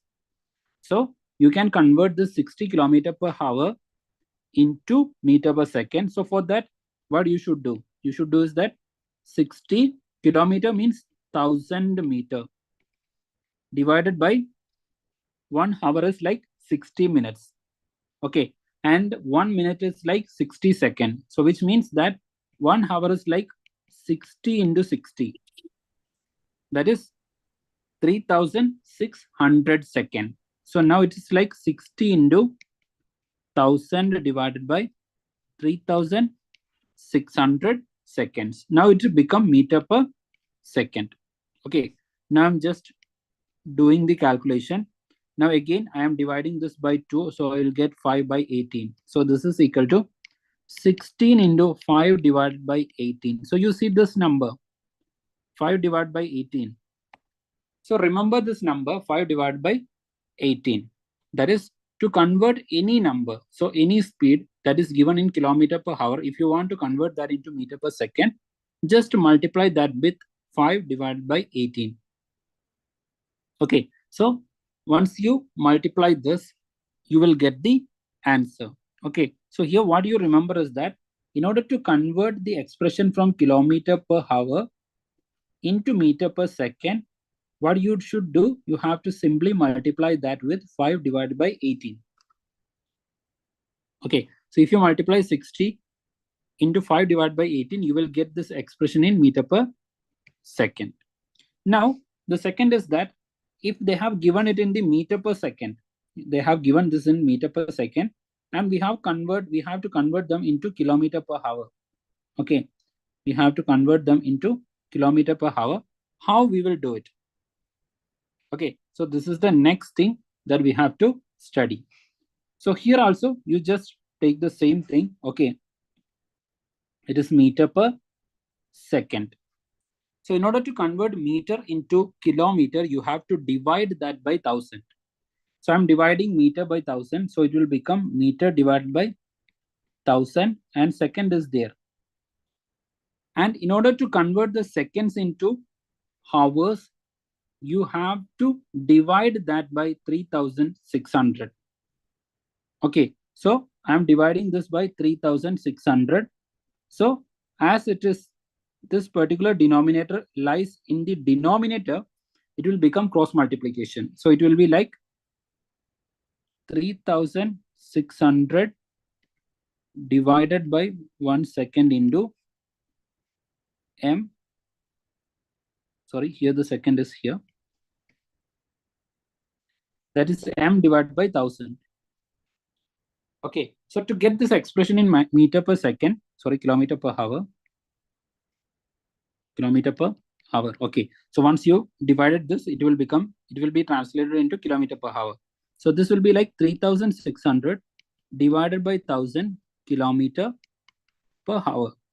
Now you just have to cancel. So the answer will be like 18 divided by 5 kilometer per hour.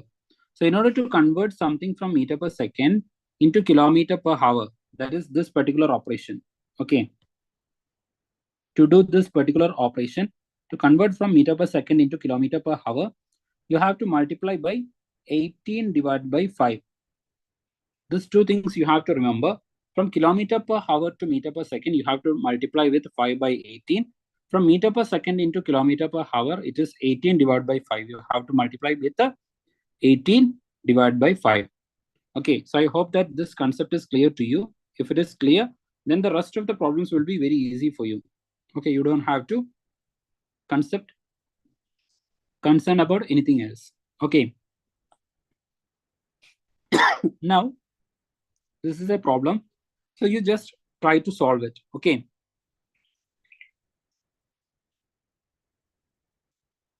There are two persons, A and B.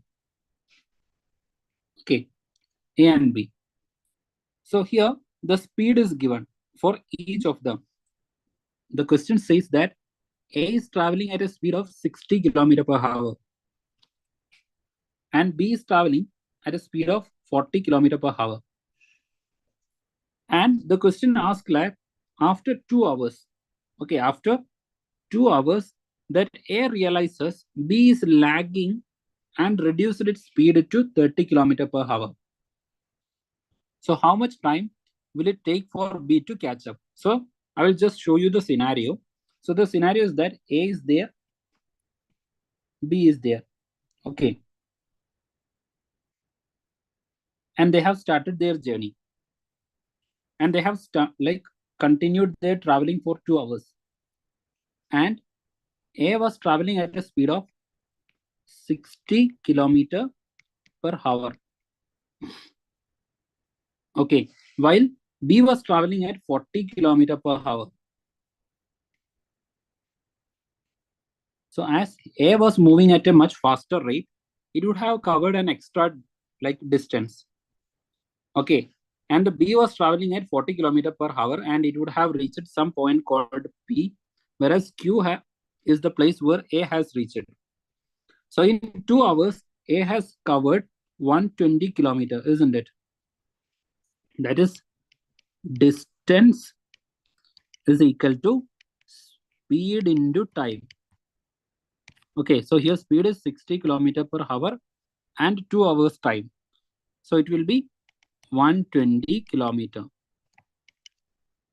Okay, 120 kilometers. So that's how I got 120 kilometer. Okay, distance is equal to speed into time. Okay, so I hope this is clear. Now, for B, it is also traveling for 2 hours. So 1 hour it is covering like 40 hours. Sorry, 40 kilometer. This is 1 hour. So in the next hour also it would have covered 40 kilometers. So total it will be 80 kilometers. Okay, so 80 kilometers. So the distance between A and B is actually this much. Okay, this is the distance between A and B. And that distance will be actually how much? It will be 40 kilometers. That is 120 minus 80. So the distance between P and Q, or like A and B, is 40 kilometer. So after reaching this point Q, A is realizing that B is behind and it has reduced its speed into 30 kilometer per hour. Okay. Meanwhile, the A is moving at the same speed, 40 kilometer per hour. Now you think that B is moving at 40 kilometer per hour and just and A is moving at 30 kilometer per hour. Okay, this is at 40 kilometer. This is at 30 kilometer. So in resultant, the speed difference in every 1 hour, this B will be traveling 40 kilometer and A will be traveling kilometer. Okay, which means that the distance between them will reduce by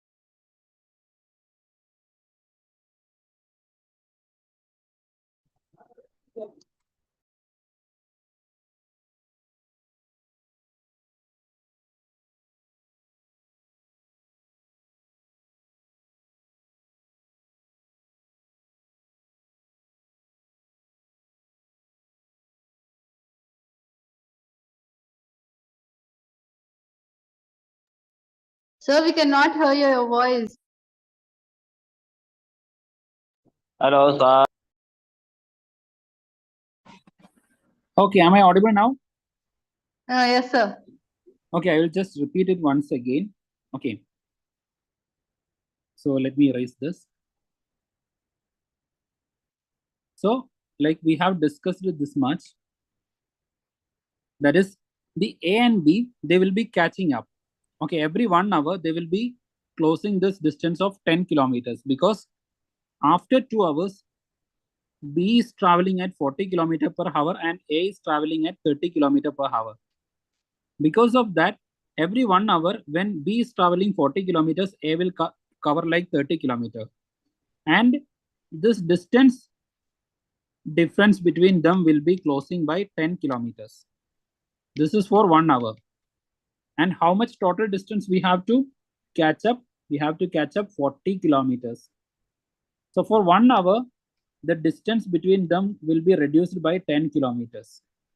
Total, the distance to be reduced is 40 kilometers. So obviously it will take 4 hours. Okay, so this is the answer. So how much time it will take? It will take 4 hours for B to catch up with A.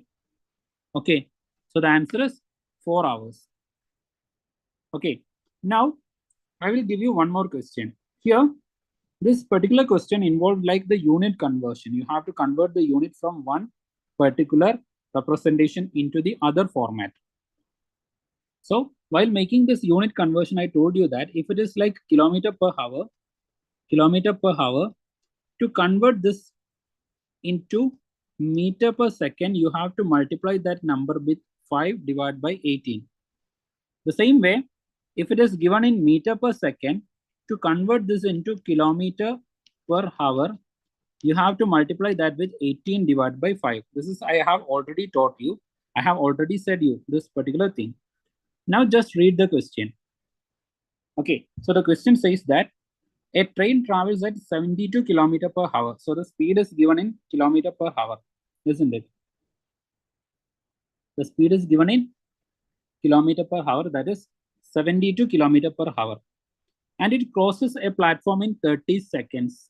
Okay, so here the expressions is given in second, whereas here it is in hours. Okay, and the length of the train is 200 meter. The length of the train is given in meters, not in kilometer. Okay, find the length of the platform. So this is the question. So here you have to convert this 72 kilometer per hour into meter per second. Okay, you have to convert 72 kilometer per hour into meter per second because the rest of the details are given in seconds and meters. So first 72 kilometer per hour is there. So I will multiply this with 5 divided by 18. Okay, so how many times 18 I can divide? Like how many number of times 18 will go into the 72? It's like 18 into 4 is equal to 72, isn't it? So this is 4. The answer will be like 20 meter per second. So the speed of the train in meter per second is like 20 meter per second. Okay. Now it is given that it took 30 seconds for the train to cross the platform. So in this 30 second, how much distance does the train covered?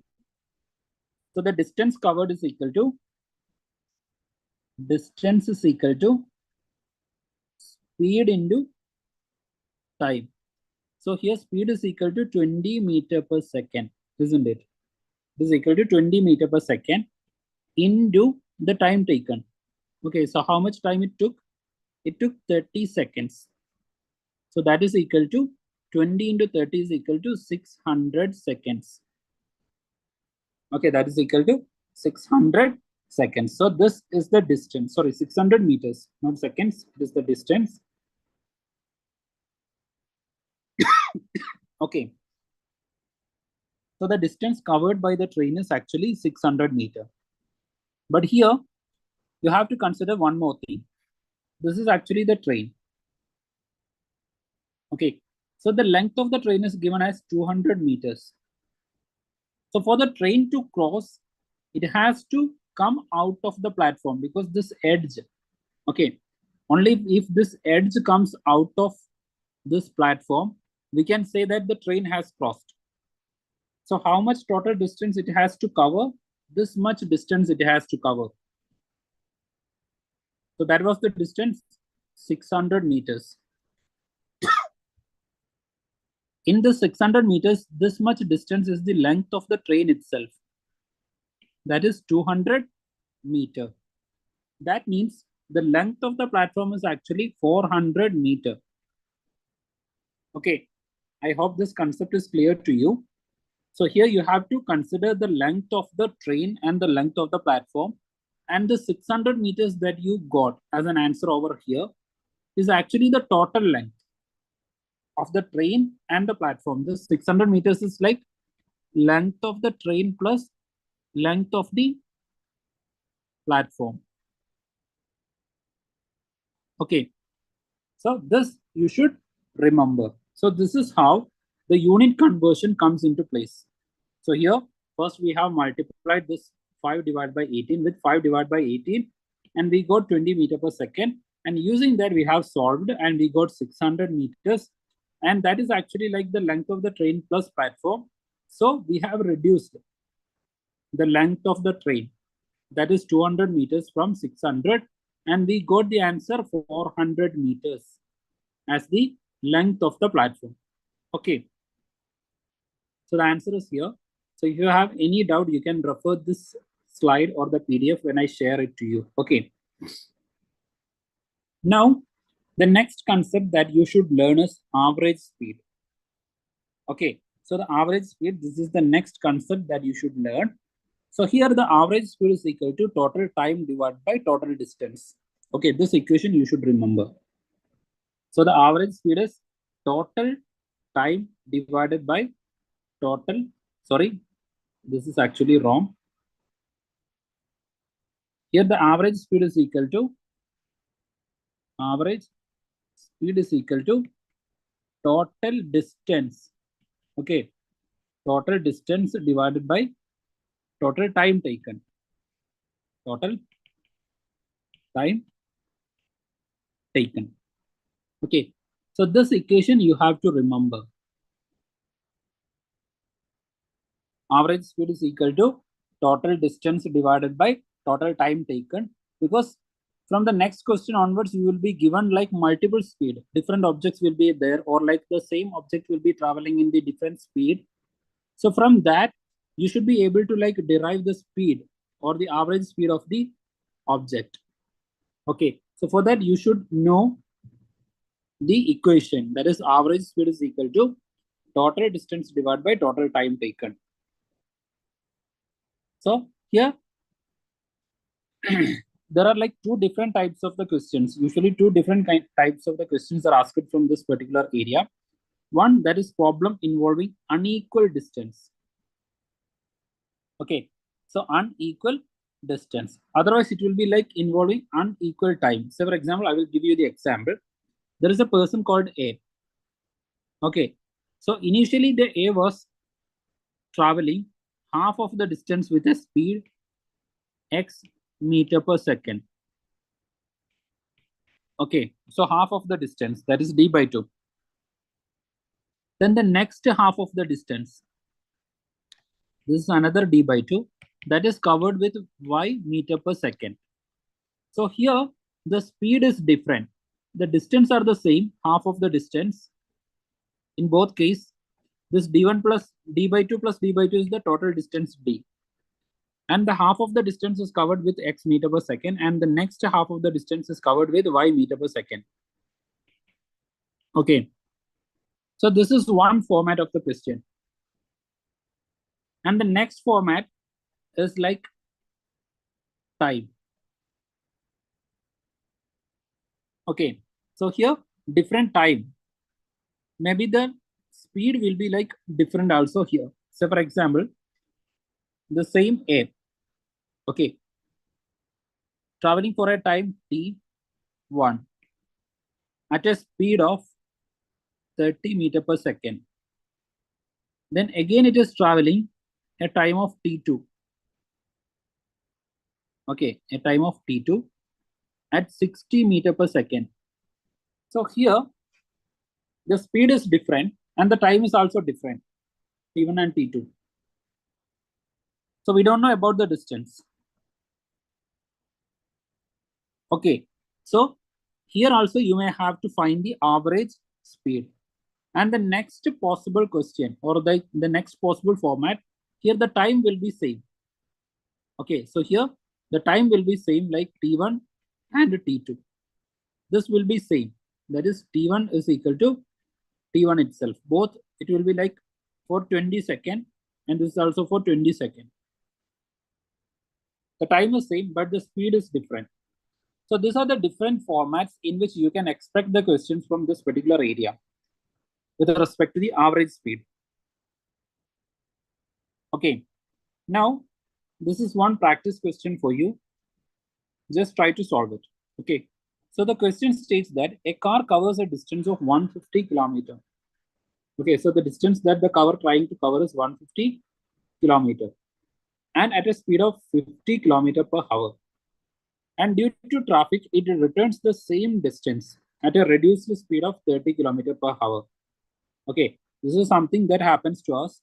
We will be moving to we will be traveling to some places at a very fast pace or like at a higher speed, and we will reach there. And while coming back from there, we may face some traffic and our speed will be reduced to a lower levels. Because of that, we will be pictorially represent this particular question so that it will be easy for you to understand. So say there are like two destinations P and Q, and A is traveling between P and Q. Okay, and this distance is 150 kilometer. So while traveling from P to Q, A was having a speed of 50 kilometer per hour. While on the return journey, due to traffic, the speed has reduced into a lower level of 30 kilometer per hour. Okay, so the question is, what is the average speed? Okay, so what is the average speed? So average speed is equal to total distance divided by total time taken. So this is the average speed. So here the total distance is traveled is from P to Q, then from Q to P. The return journey is there. So from P to Q, it is 150 kilometers, and from Q to P, it is again 150 kilometers. So the total distance traveled is 150 kilometers plus 150 kilometers divided by then the total time taken. That we don't know, that we have to find. So what is the time taken from traveling from P to Q with the speed of 50 kilometers per hour? So we know that speed is equal to distance divided by time taken. So the time taken is, what is the time taken? Time taken is equal to distance divided by speed. So for the journey from P to Q, the distance covered is 150 kilometer at a speed of 50. Okay, so what is the time taken? It is 3 hours. Now from Q to P, it is again traveling the same distance 150 kilometers, but a reduced speed of 30 kilometer per hour. Okay, so this will be 5 hours. So from traveling from P to Q, it took 3 hours, and due to traffic, the return journey, it took 5 hours. So the total time taken is like 3 to 5. Sorry, 3 plus 5. So the average speed is equal to 300 divided by 8.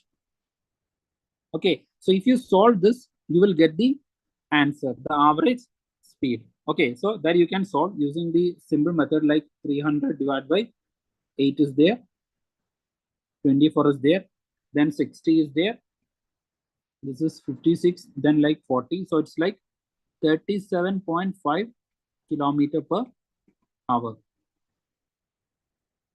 Okay, so the average speed of the train is 37.5 kilometer per hour. This is how you have to solve.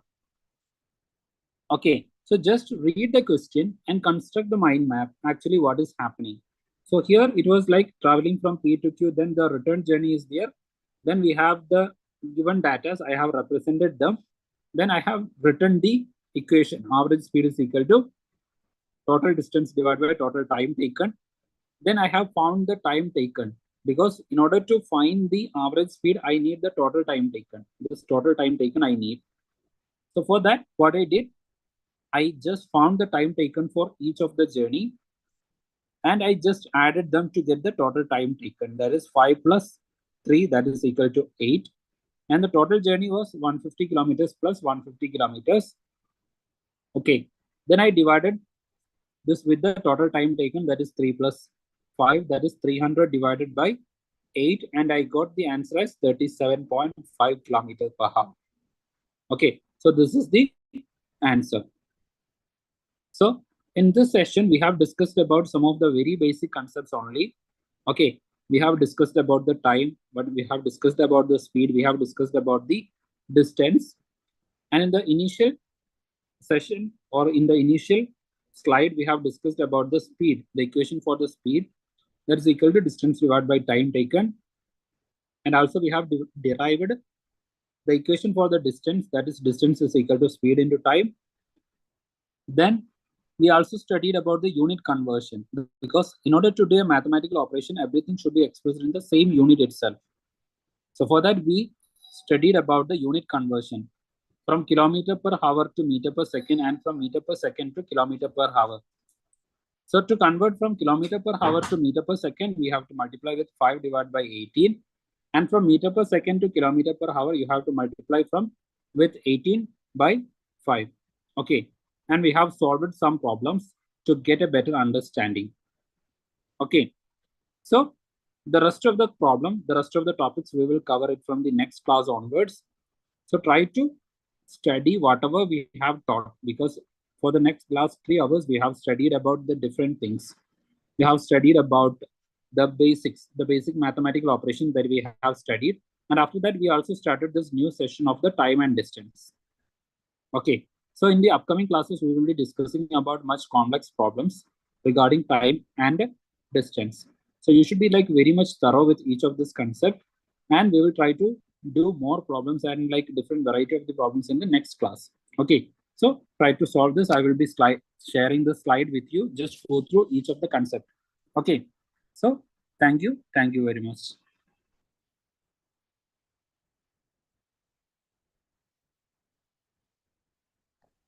Thank you, sir.